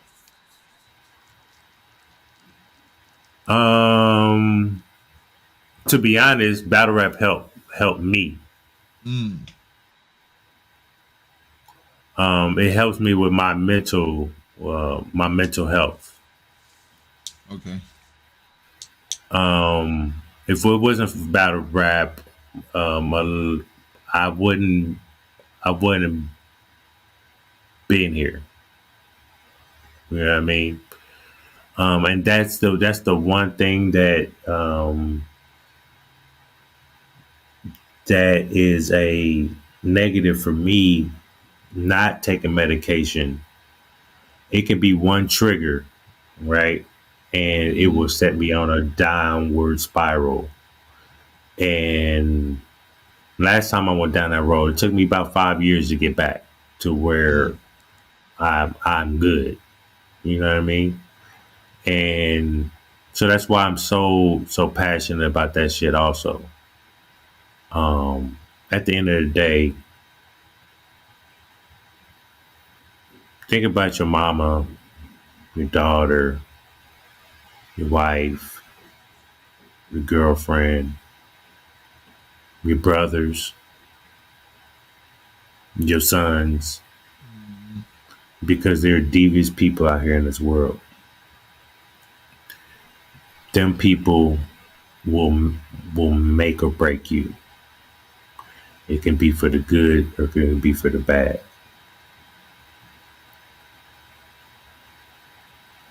Just a mind reminder. I got you. All right. So I see a lot of, you know what I mean, new battle rap bloggers out there. You do what I'm saying? A lot of new ones, you know what I mean? Some creative, some, you know what I mean? As where I was and still am, you know what I mean? What advice No could smoke. Let you me get? no smoke. I'm sorry to interrupt you, my nigga. I wish I had the disclaimer because this is whatever Capology Factz. I was about to say Capo the time. Capology Factz. Hold this LTV is about to say right now. It does not smoke. This is not his thinking, his words. He agrees with this. No, none of that. Okay, but I'm about to violate respectfully. I don't see nobody that's newer in the culture better than Smoke King's TV and On Hoodie. As far as new, as far as content, a lot of this shit that I'm seeing is a lot of niggas that do voice recordings and on spaces and shits. To be honest, what content are you providing? I mean, that's cool here and there, but your whole existence on YouTube is to voice record. Right. We can't do that. We can't. That's not blogging. That's not media. Nobody knows who the fuck y'all are. You know what I mean? It's bad enough we got puppets out here and shit like that. But we're hiding behind voice recorders. We're not doing this. Y'all want to be relevant in this motherfucking culture, you gotta put face to screen. You gotta do some content. I got a lot of shit on here that niggas has copied. I don't say shit. I don't care. I'll point it out because I find it hilarious, but I don't care. You know what I mean? So, like, once I see a nigga doing it, I stop doing it. That's just me because I don't want to be like everybody else. When niggas be blogging about the top topics back in the day, I wasn't talking about none of that shit. I was far left somewhere. You know what I mean? I don't follow what the mainstream media do. You know, that's why I don't do recaps. Because this is like everybody's doing it. Like, why do I need to do a recap every time a battle happens? Everybody's going to do it. There's no reason for me to say anything. It's going to be the same shit. This person did this, and this. This person did that. This is a good battle. This person won clearly, debatable, 30 body. It's the same repetitive shit, and I'm not. I can't do it for me. I can't do it. And if I don't have nothing to say, I'm just not gonna say shit. No, I dig that. We'll get on beat with BA and shit. We'll have a show. I'll talk it Yeah, then. But after that, like, I said what I needed to say. I got you. I got you. So show. He said the greatest advice: quality content and show face.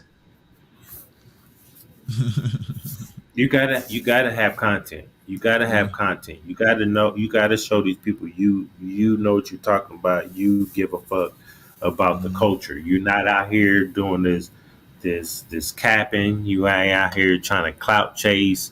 You ain't out here, trying to make friends to be relevant in your own motherfucking life. You can't be doing none of that shit. That's not real man shit. At the end of the day, I am who I am in real life and in battle rap. I'm not doing none of that faulty shit. If it's gonna bother me and my integrity and my morals, I can't do it. I can't dibble and dabble in trying to better my life and play this game with y'all niggas on the internet. Right. That's Right. not gonna get no. That's not gonna help me. You know what I mean? So, like, I choose just to, not deal with it and not give it no motherfucking light. If I ever give it a light, a nigga really violated and disrespected. I'll say it once and that's it. Y'all have to get out here in these streets. Y'all do. You know what I mean? Just getting interviews is not doing a lot. Like, I have a lot of interviews, but that's not doing anything for me if I don't get out there and touch the pavement. Right. Right. No, So you're right. at the end of the day, like, people see me. I was at Summer Madness 9 Verb versus Lux. I had to see that. That happened on my birthday, my C day. You know what I mean? I was draped up, blued up, trued up. You know what I mean? Hold his L merch on, all that. I was there. The Houston Barcode before that. You know what I mean? Went to Cali and talked to them niggas out there. That's how I got the Danny plug. That's how I got to know Danny, Geechee, the Coffee Browns. Coffee will tell you I'm her twin. That's my twin. You know what I mean? But that Yeah, shit don't make that's a me good as a point. man in this world, though. Right. I made myself as a man in this world. This is just some hobby shit right here. Most definitely. Nah, I super dig that, man. Um, let's get deep for a second. So, what was your biggest failure, and what have you learned from In what, battle rap or real life? it in real life?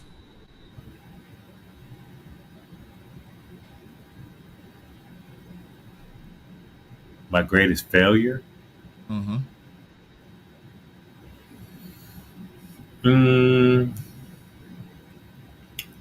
it's not a failure. I'll make it deeper than this. It's not a failure of mine. It's something that I did. So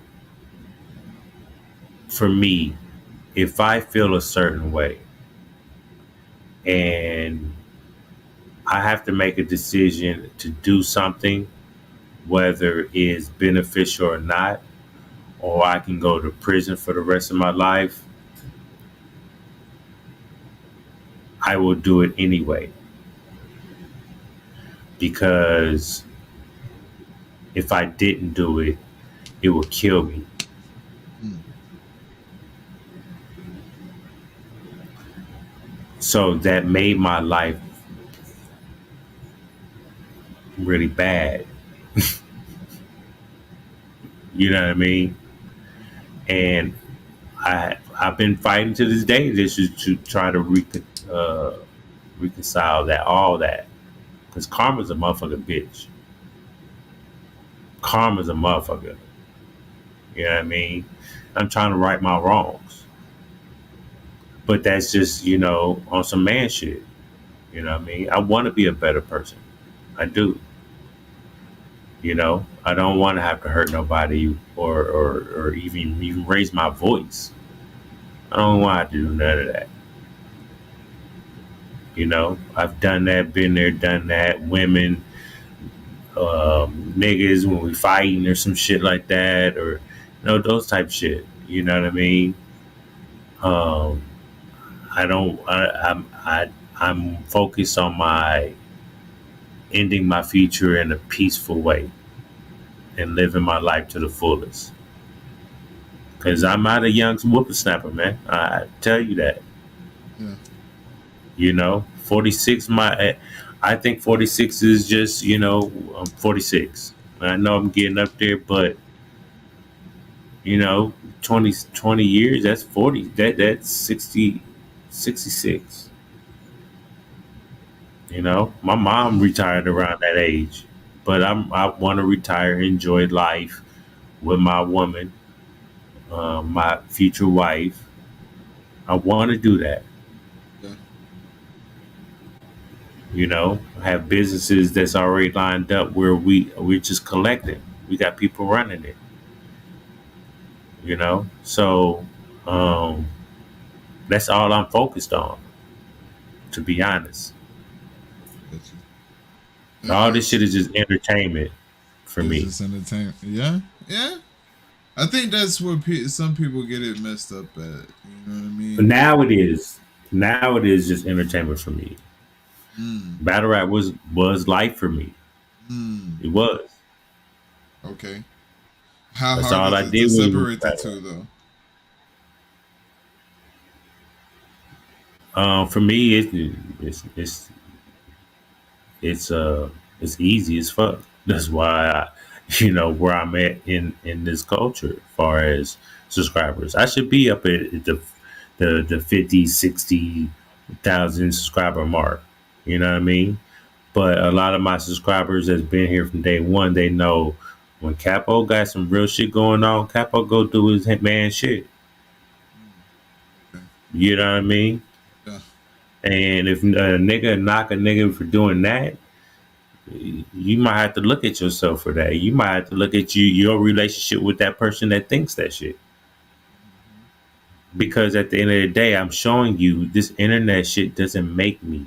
It is not. Right. Uh, facts. Facts. Let's get so. I want to get your perspective on hip hop for a little bit, right? So what are your top 5 hip hop artists of all time? Ooh. Well,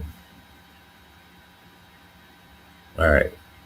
So for me, Brother Lynch Hung is numero uno. And if nobody know who that is, he's from Sacramento, California. Crip nigga, underground. Talk about cannibalism and shit like that. He's dope. You know what I mean? He was a major part, a soundtrack of my street days. So him, Tupac,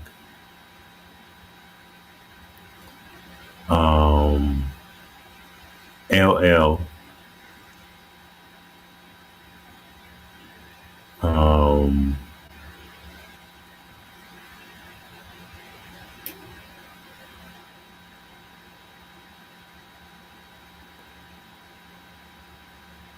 Twister,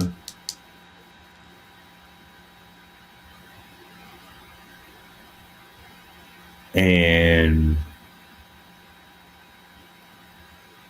I want to say Jay-Z. You want to say Jay-Z, or are you saying Jay-Z?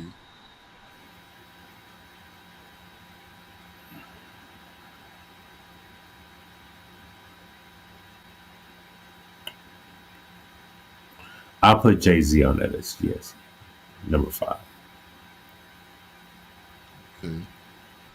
But it's just so many people. Like I love motherfucking Heavy D. Okay. That shit is dope. If y'all go look up Heavy D Mo Bounce, when that motherfucker drop, that motherfucking bang to this day. That shit is, bruh. You know what I mean? I loved Heavy D. We have a question from the audience. If y'all got any questions, I'm gonna start doing that too. If y'all got any questions during this random question segment, you guys can ask questions in the chat and I'll read them. I know I don't normally read the chat, but for this particular part of it, I'll read you guys' questions if you have any. So we have a question from Scotty. Shout out to Scotty.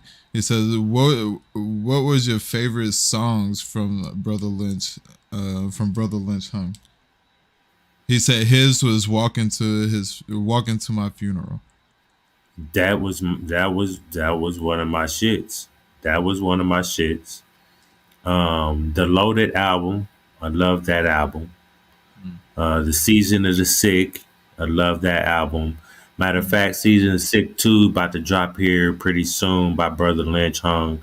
It's dropping really soon, so I can't wait to finally hear that. I've been a Brother Lynch fan, and after I heard him, for a lot of the times it would just be I would just listen to that. You know what I mean?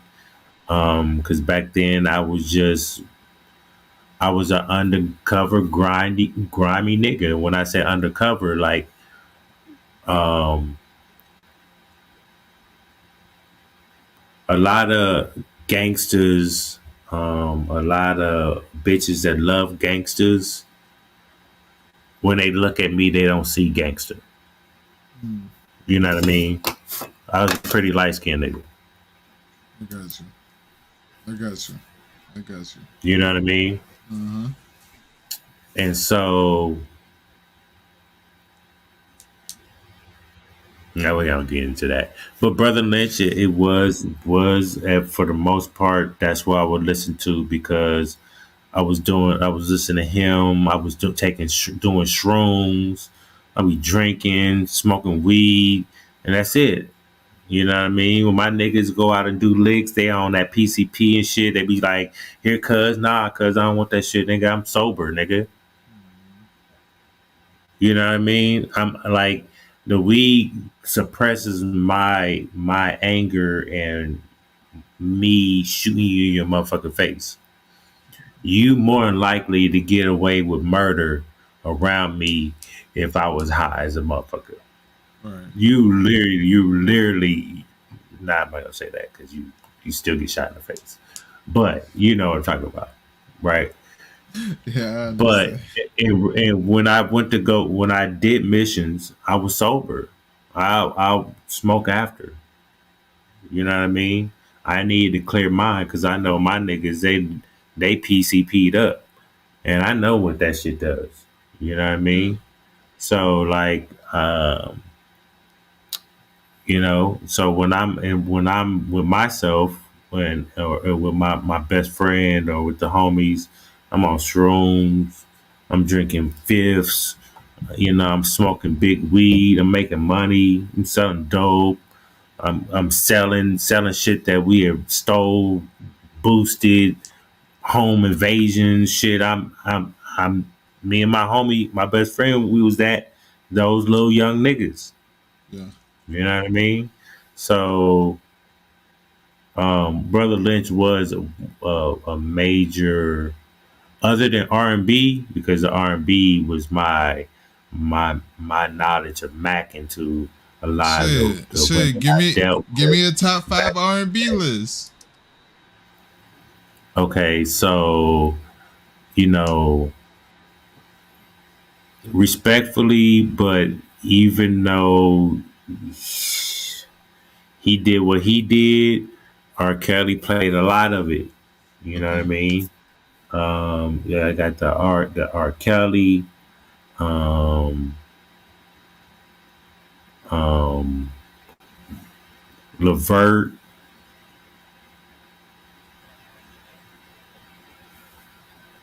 New Edition, Mm. Jodeci,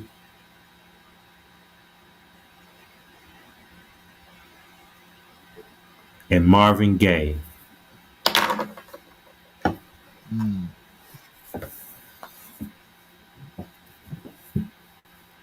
Okay. Okay. That's a solid list. I'm not gonna lie to you. That's a, you know what I mean? To Yeah. get your game from, Yeah.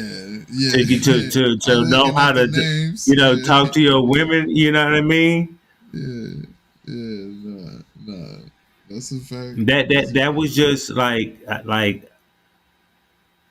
that was nature for me. You know, macking and cripping. That was it. You know what I mean? And those days there was the fun days, but there was the rough days also.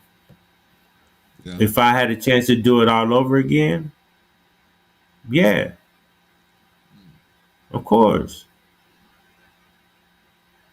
because I didn't have nobody around. You know what I mean? Yes, my mom was there, but she worked 3 jobs. Right. My grandmother was a nurse, so she had weird hours. So I would be walking home from school and let myself in, making myself something to eat. My brothers get there, I'm making them something to eat. We chilling, we outside with the friends, and then my mom get home. You know, it's nothing different until it's bad, till the lights come on, the street lights come on. Then we got to come inside. Right. You know what I mean? So I we got you. we we we had to grow up, you know, a little bit fast. You know, so Sheesh. I Alright, show shit. I taught all my brothers, show my brothers the game and everything firsthand.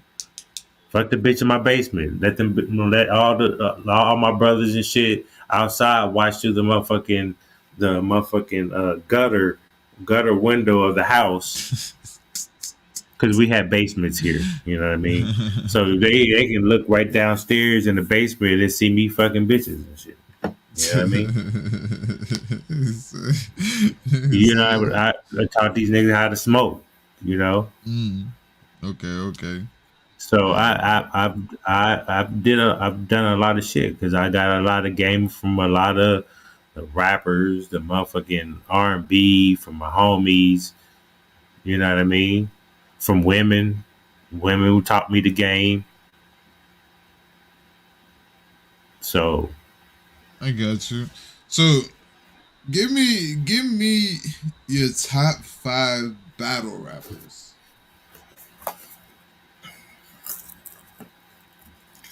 okay, so for the longest time, the top three, my top three, right, Uh-huh.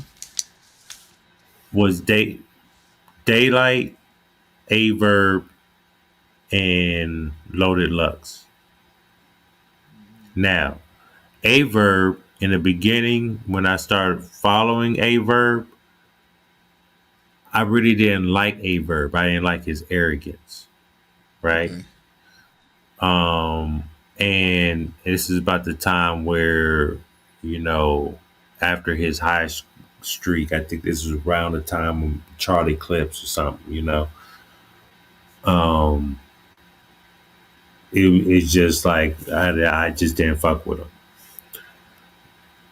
But watching his career, I gained a respect for Averb and his career, his resume, his wins and losses, where it really counts. Battle rap, it really counts wins and losses.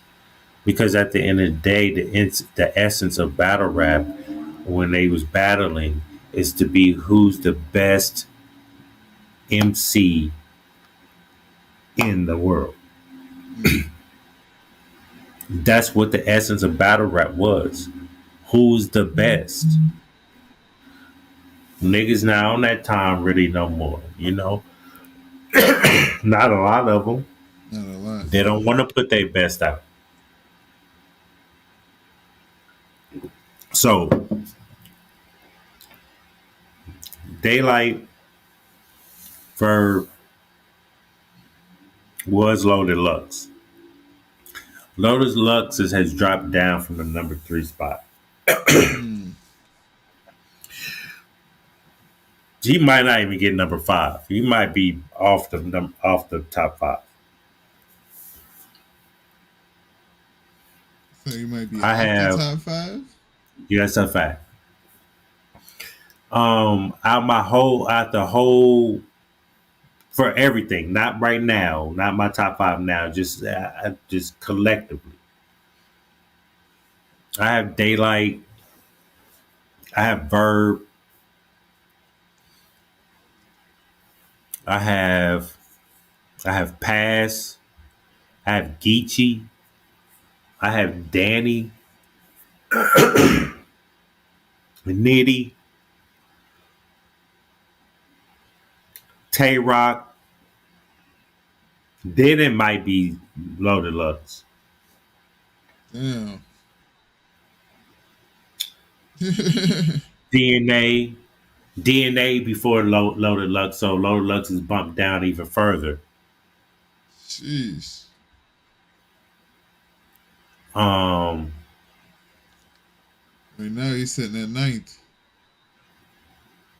what'd you say? I said right now you got him sitting at ninth. He at ninth. Yeah. Who else is there?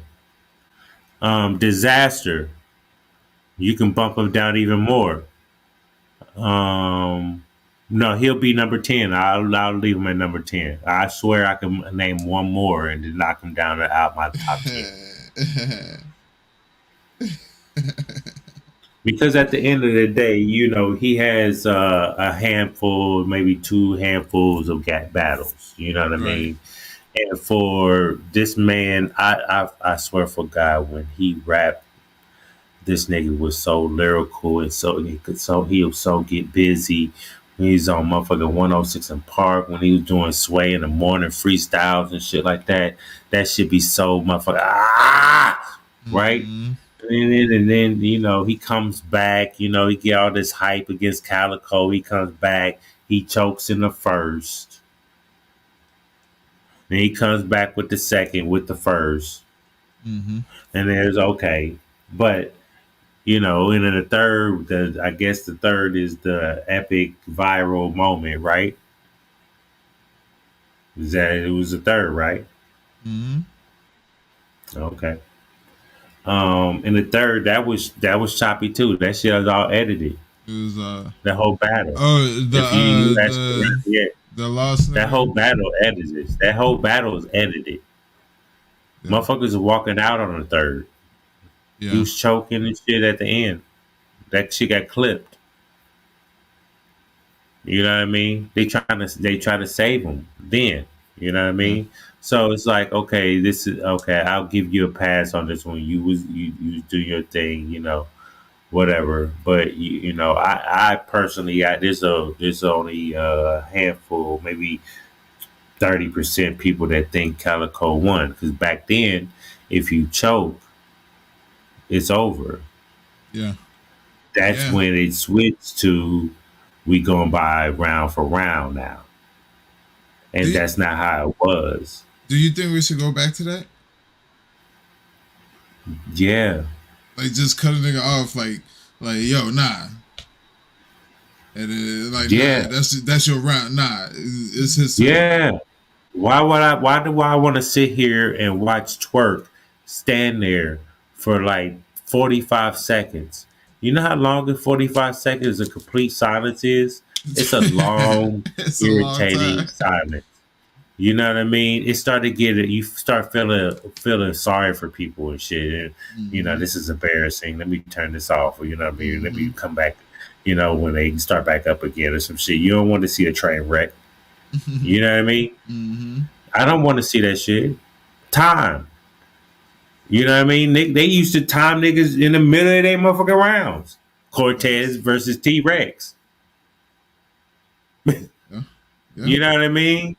So I think people just everybody else is biased. Everybody else don't keep the same energy for everyone, and I feel like me and there's only a few others that keep it 100 in this motherfucking community. Yeah. I'm learning the same. So Hey, you're what? you're you're you're loving it though. You're still loving it. Yeah, I'm loving it, but I might be out of this motherfucker though. man. That's why. I I might do just do all of something this. like, because on BA's channel, Get Your Bars Up Media. Shout out to my brethren. Mm-hmm. We got Get Your Game Up, Mm-hmm. and we talk about men shit. You know what I mean? How we deal with relationships. What does this mean? What does that mean? Yeah. What do y'all think about cheating? Shit like that. You know what I mean? So we can know what different perspectives, even females. I really want to do shit like that. I want to touch on battle rap here and there, but that's probably only like 15%. You know what I mean? I want to Okay. transition out of a lot of it. You know what I I mean? got you. Because I've done so many interviews, I feel like you know, um, I might just do that, or just do like a podcast of just talking about life in general. You know what I mean? Yeah. Yeah. No, that's man. The transition. There's been plenty of battle rap bloggers, so to speak. Well, not plenty. I have a few that have It's transitioned only been into. nah, it's only been a couple, bro. You Yeah. you can name the Queen's Flip. Has a whole nother Right. revenue now. Right. You know what I mean? Whole nother Mm-hmm. fan base. Mm-hmm. He came from battle rap. You know what I mean? And maybe you could do Math Hoffa. My expert Math opinion is Hoffa. more. It used to be battle rap, but then he has having a more More in depth. diverse Yeah. Yeah. and in-depth conversations and things like that. Mm-hmm. So, Mm-hmm. shot the Queen's Flip. He's like really one of them, and Norbs. But he still does all battle rap. Yeah. But It's just better. Yeah. um, But yeah, I think it's only Queen's Flip that really kind of transitioned outside of battle rap. They used to be media that they really dealt with battle rap. And Utilize. Vlad, he used to deal with battle rap. Now he does I his forgot thing. about that shit too. Um, um, um, what's that nigga? What's the light skinned nigga name? I'm subscribed to the nigga. Fuck. The light skinned old head nigga. Light skin old head nigga. Fuck. Star. Oh, okay, Um, okay. Stop. he was in battle rap also, so now he does, he'll touch on it here and there, but it's more, just podcasting and other shit. You know what I mean? Yeah, So yeah, man. because it's Fuck, so man. we battle rap is it's a big community but small community at the same time, and just only certain amount of It's subscribers weird you how that get is, also right? battle rap. You know what I mean? It's weird how that Yeah, is. Like, it's a big community, but it's like super small. Like, but it's yeah. like And that's a testament to battle rap. You can get these millions of views, yeah, what I mean, off battles, off, certain face offs. yeah, And we're not touching a lot of other motherfuckers that have 500K. Only yeah. one that has 1 million is really URL and King of the Mm-hmm. Dot. Mm-hmm. You know what I mean? And um, Flip, Flip top. the Flip Top. You know what I mean? In the UK and shit like that. Yeah. No, the UK don't. The Flip Top does. So um, yeah. Look, shout out to my Filipino brothers, by the way. Facts. Keep doing y'all thing over there. Still Facts. keep being number 1 through 12 of top Facts. view battle rappers of all motherfucking time Facts. over this United States battle rap where it was born and raised. You know what I mean? That's Uh-huh. crazy all up in the zone for me. Facts. But Facts. shout out to y'all with y'all millions and millions and millions of motherfucking views. Okay? Facts. Hold So that shit down. give me Capo's Mount Rushmore. Ah, man. That's crazy. So I actually I don't even have a Mount Rushmore because so many individuals have done so much Mm. for the this expansion of battle rap. You know what I mean? You think a Mount Rushmore is disrespectful?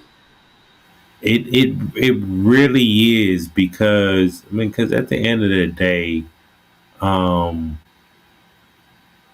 you got people that's from grind time. You know what I Mm-hmm. mean? Direct.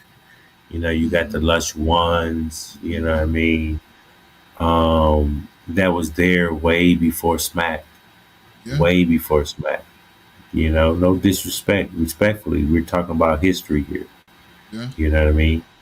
And Capo, what you mean? You don't know what happened? No, I do. When I interview these motherfuckers, I ask them.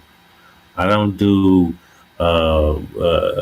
ask questions just to be messy.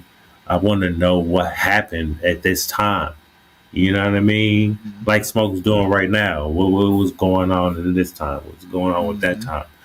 I mean? I will ask these people these questions. You know what I mean? So, like, you had the grind time, then you had the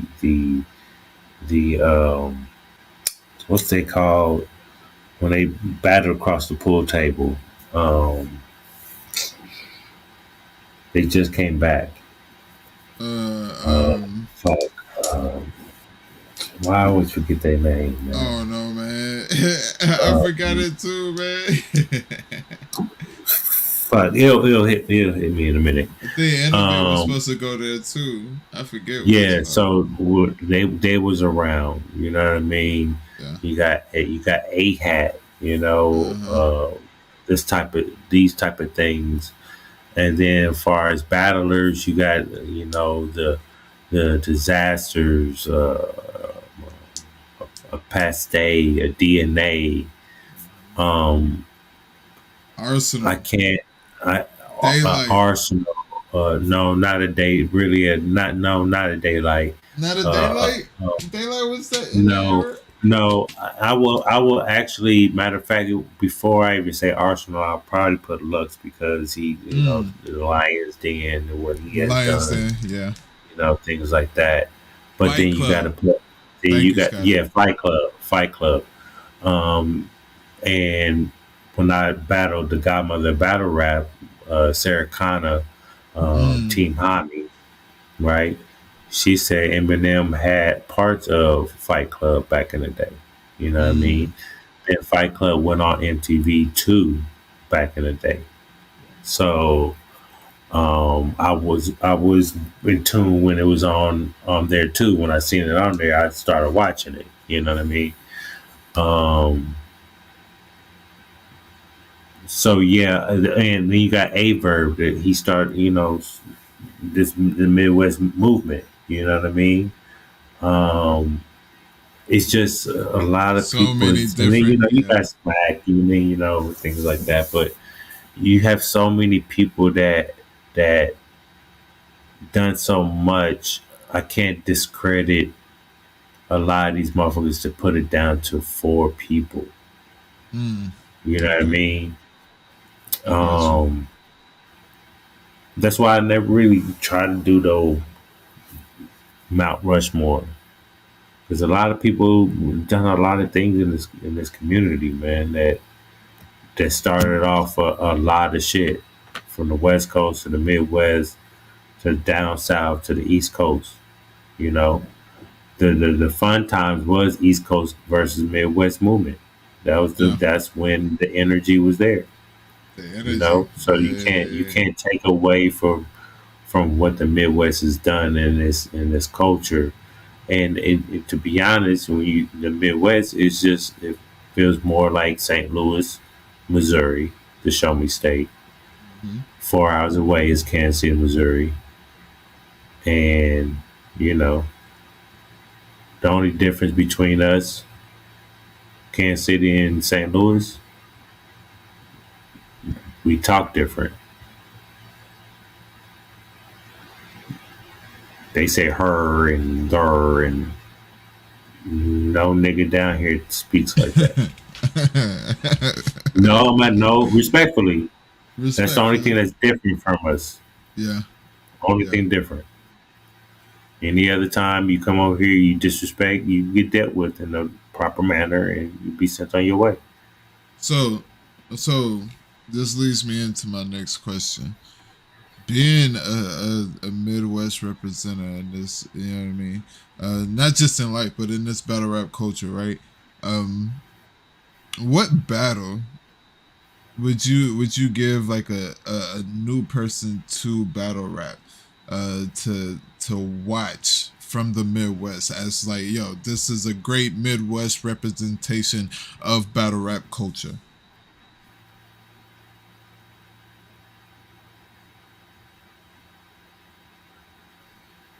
Um, the two battles that stand out. Well, there's 3.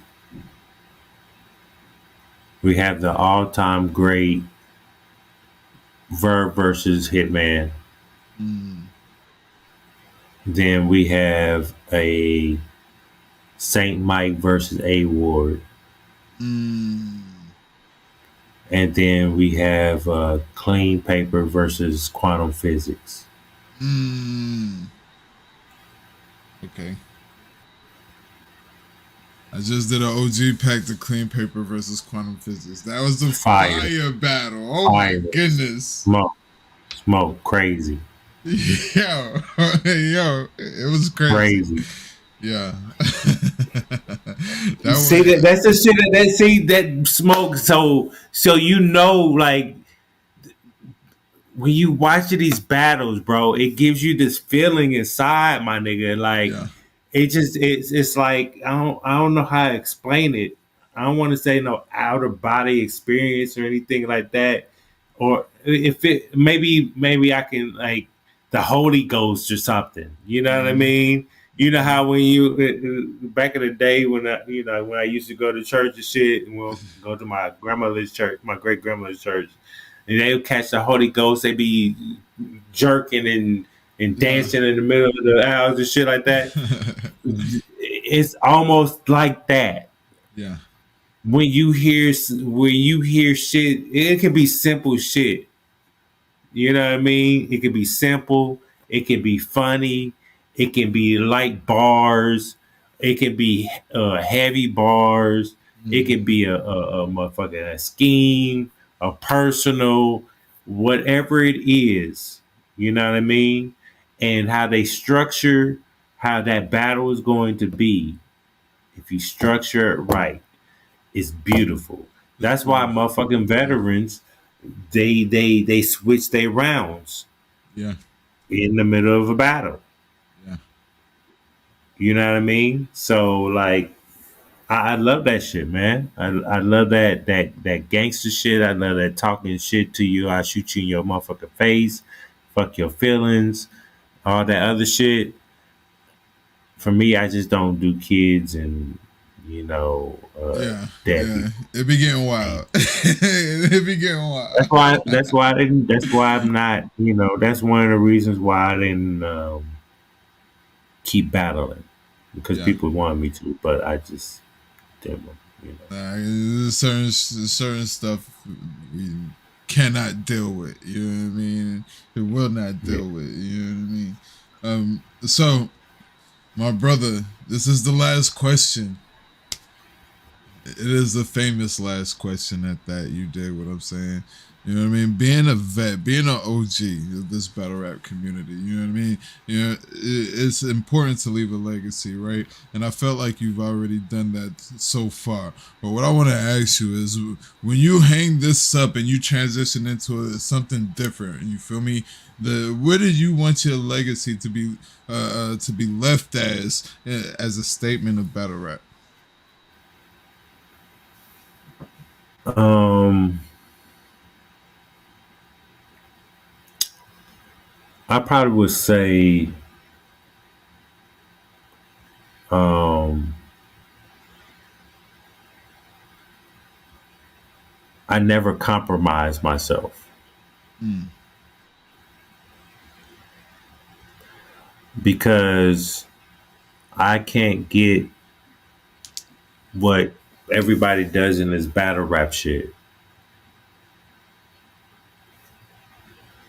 I can't do that because if I do that, I have to be 100% invested in doing that. mm-hmm. That's not what I want to do because then it translates into my real life. So if I'm trying to be a better man, I can't entertain the fuck shit. I can't entertain none of that. I can't. So I'm not gonna compromise myself in dealing with people that I know morally as a man, as a an adult, a human being, you the way you act and the way what the things you say and paint a picture of other people in a bad way hurt people. They want Mm-hmm. people want motherfucker to be miserable just like them. And I refuse. You have to have some strong mental health to be dealing with a lot of these people in the world. So um, I always say true to what I hold um, that's valued in my life, Mm-hmm. and that is my mental health and my family. And retiring peacefully. Mm-hmm. You know what I mean? Don't be scared to take chances. There's always going to be people out there that's going to talk shit about you. But at the end of the day, as long as you show and prove, Mm-hmm. nobody can say anything about you. They can clip shit all they want to paint a narrative, but if you ask them to play the whole conversation or the whole whatever you got the clip from, then it's going to show you who the people that you're following, and you don't want that in your life. Because at the end of the day, I know a lot of us have got kids. And at the end of the day, we always want best for our kids. We always want to leave a legacy for ourselves. And social media is not leaving a legacy. Mm. Mm. Mm. So, I wish people, the best. But like I said, people are gonna be people. They do what they do. You know what I mean? And I'm not about to argue with nobody about it. Mm. That's a capology fact, huh? Mm-hmm. Capo, my brother, I appreciate you for doing this for me. You know what I mean? Coming up here, gracing the platform with your presence. You did what I'm saying. Is there anything that you want to tell the people? You got anything coming up? You know what I mean? You got, you know what I mean? You got anything that you want to convey to the people? A message, anything? Talk to them right now, my brother. So one thing I want to say: tomorrow, on Monday, and every Monday, we will have Get Your Game Up Mondays at 5:30 p.m. PST. That's 7:30 Central Time, 8:30 Eastern Time.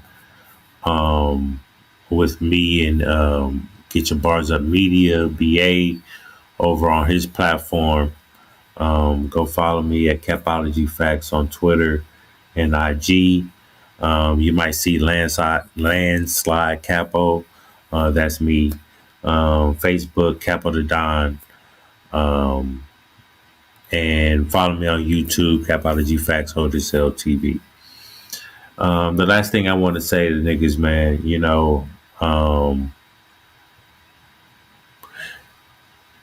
you don't allow people to tell you about someone. Okay. Sometimes people have attorney. They have motives.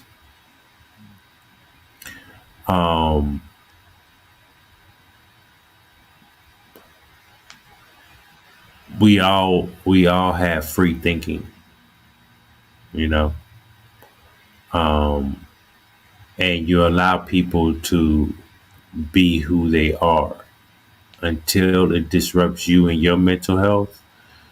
And if y'all have a good relationship, y'all talk that out. You know what I mean? Everybody has to work on their relationships with other human beings. You know what I mean? When y'all meet somebody like me and Smoke, when we met, doing this shit, right? And if we, if we fall out over, something I did or something he did, if I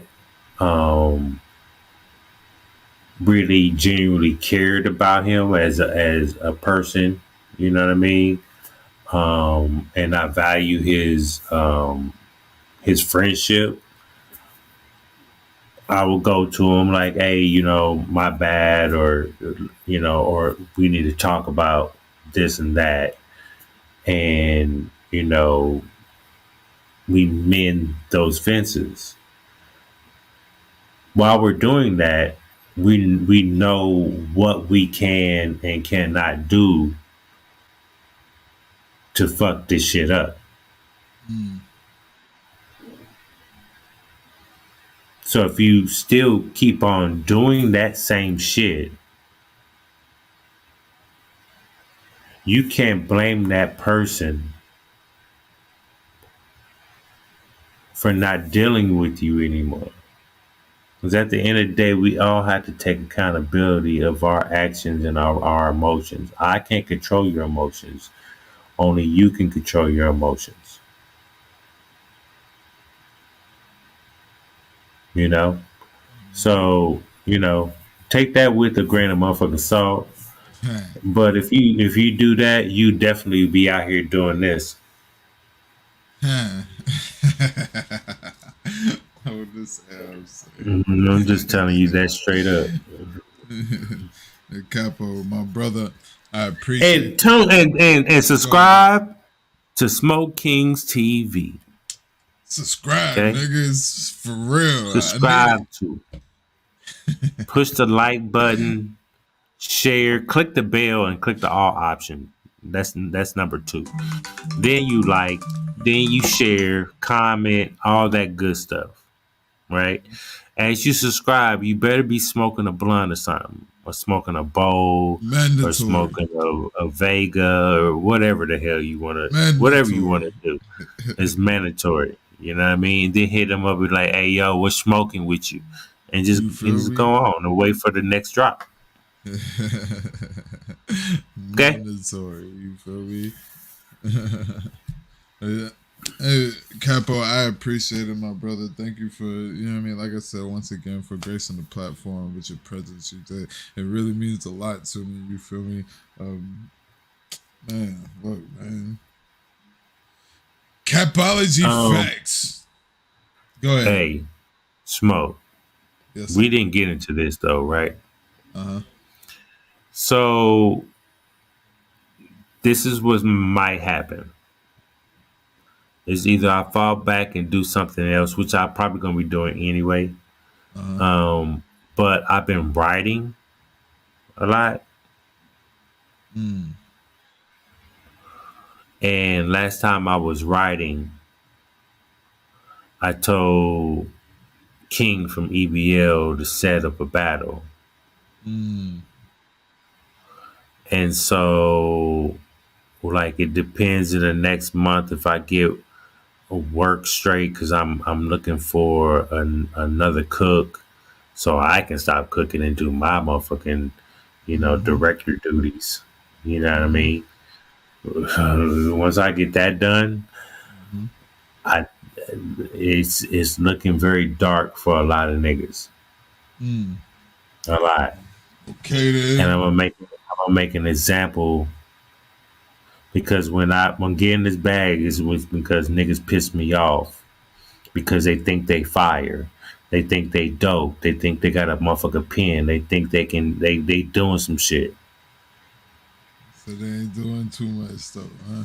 And for me, I'm from the motherfucker show me state, and I'm not excited. Okay. Facts. So if y'all keep on pissing me off,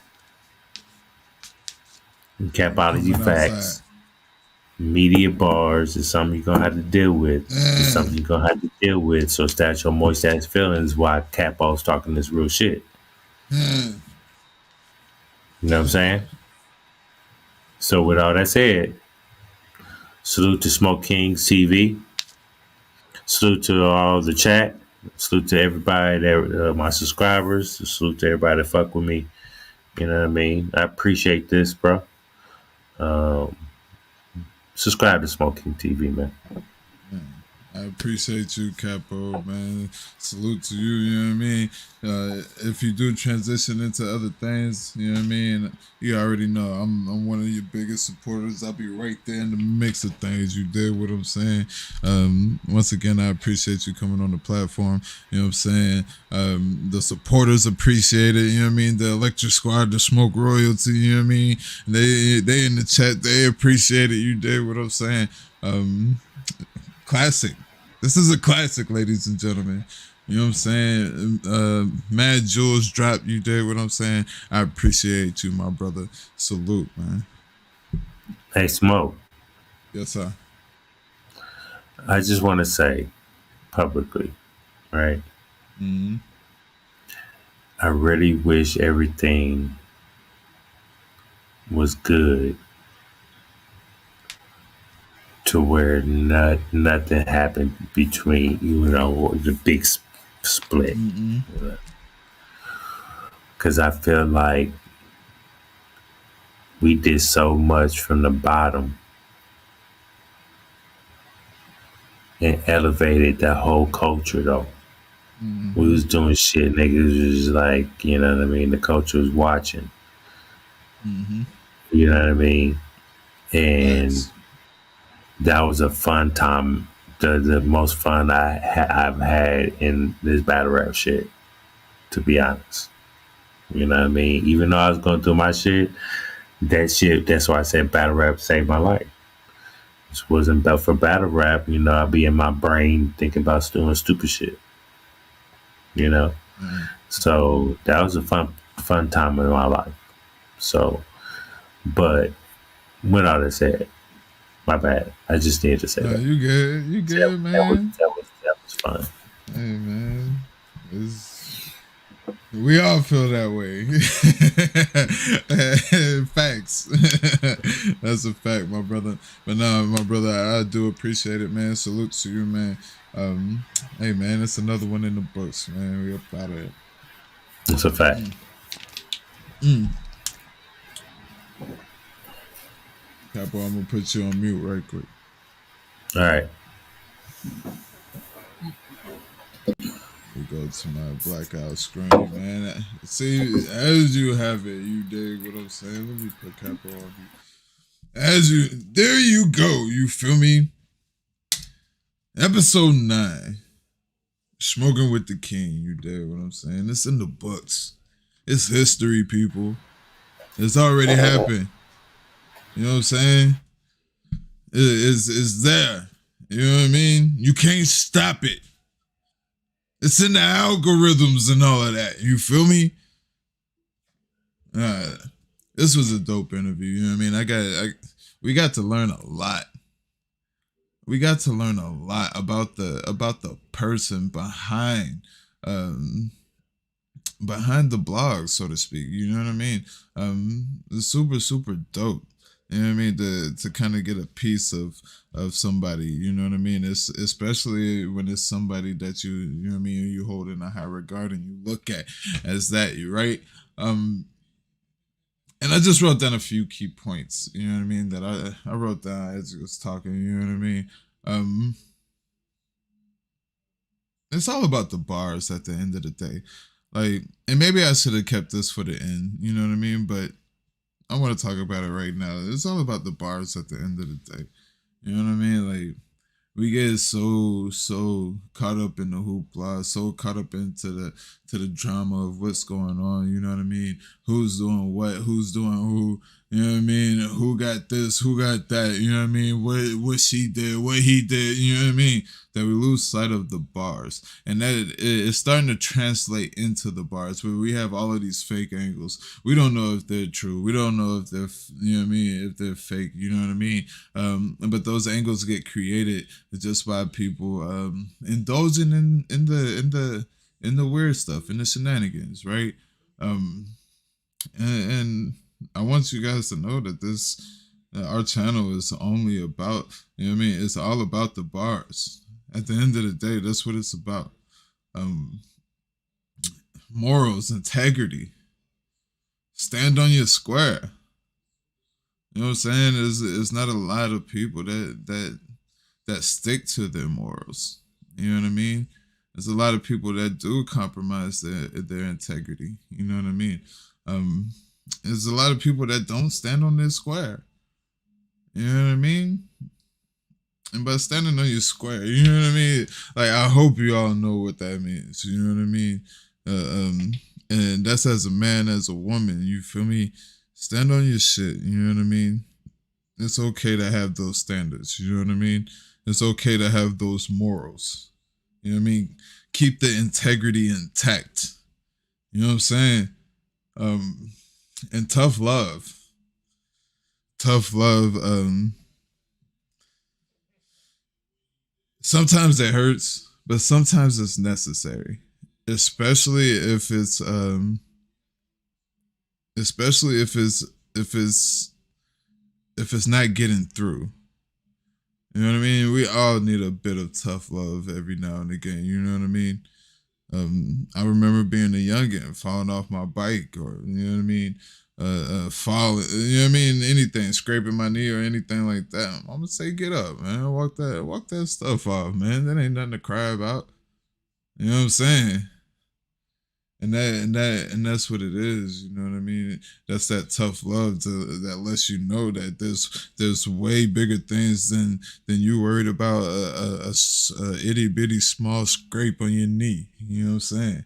And know what you're talking about. If you're gonna talk about something, know what you're talking about. You dig what I'm saying? Everybody be like, yo, Smoke don't be in this, Smoke don't be in. That's because I don't know. I stay away from things that I don't know or is confusing or is just weird. You know what I'm saying? Know what you're talking about. There's a lot of people that just spew information. You know what I mean? That just spew anything that comes to their mind. You know what I mean? Know what you're talking about first before you spew it. You know what I mean? Know how you know what I mean? How to maneuver. Read the room. You know what I'm saying? And live life to the fullest. You know what I mean?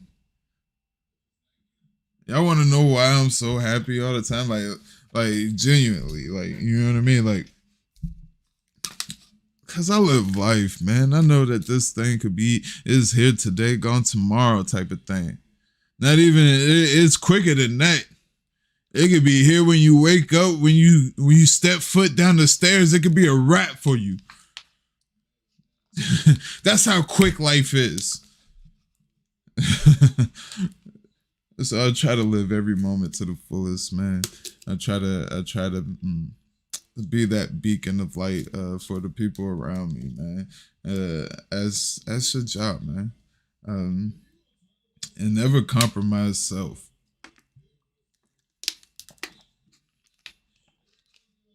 I feel like that may be the biggest one, right?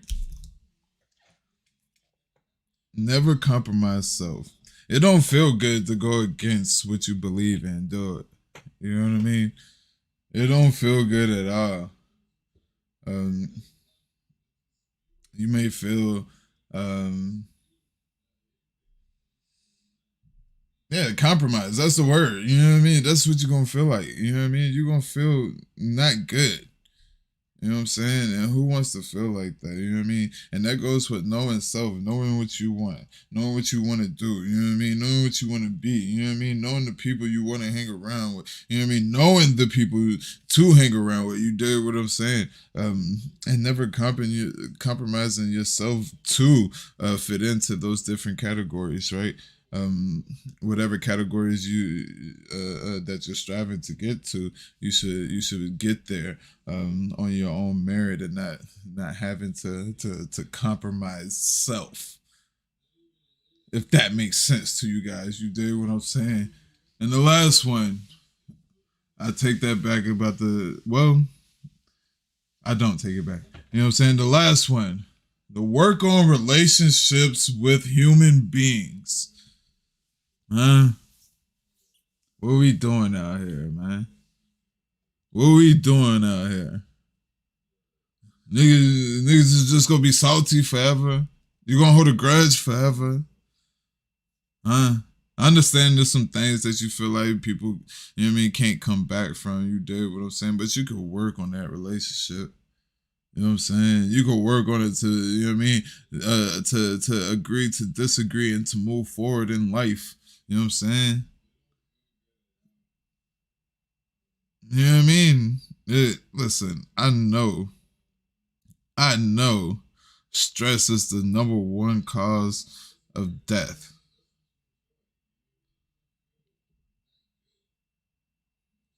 Harboring hatred towards somebody can be very stressful. You know what I'm saying? Let it go. Let that shit go. and find. Look, I always live by this, right? I recognize the fault. You know what I mean? But I don't fault the person. You know what I mean? Meaning, I know, you know what I mean, that it is a faulty component, right? I recognize it, and if it doesn't fix itself, then I won't use it. You know what I mean?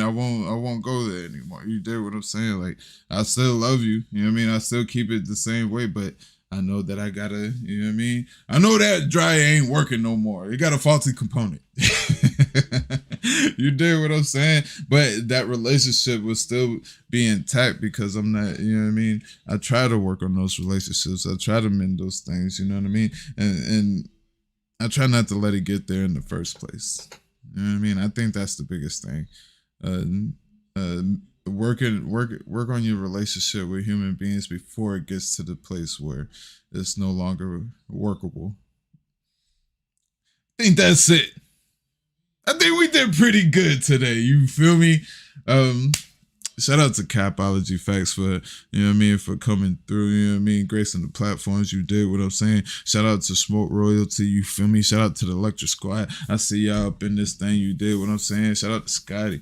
Jules Gaming Lounge, I see you, you know what I mean? It was that Twice up in here. Okay, Twice, I see you, my brother. Gullah JB, 702, Nicole Birch, Spasmatic, you did what I was saying. Money Miss, Trap Buddha, aka Asia, you feel me? Miss New York, shout out to Miss New York for popping out, you did. LL Cool G, I see you, my brother.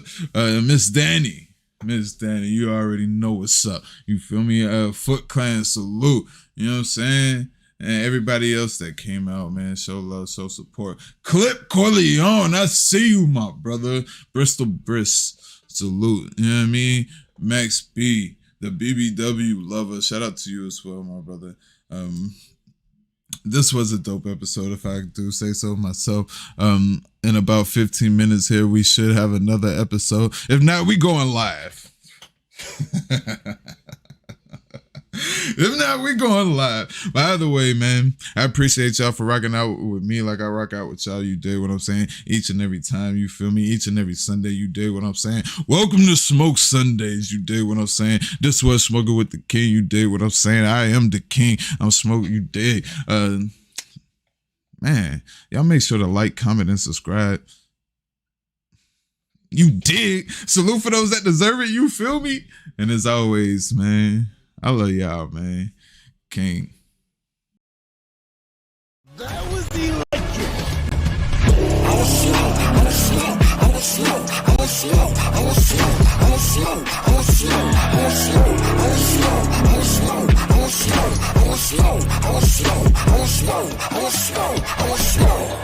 That was electric.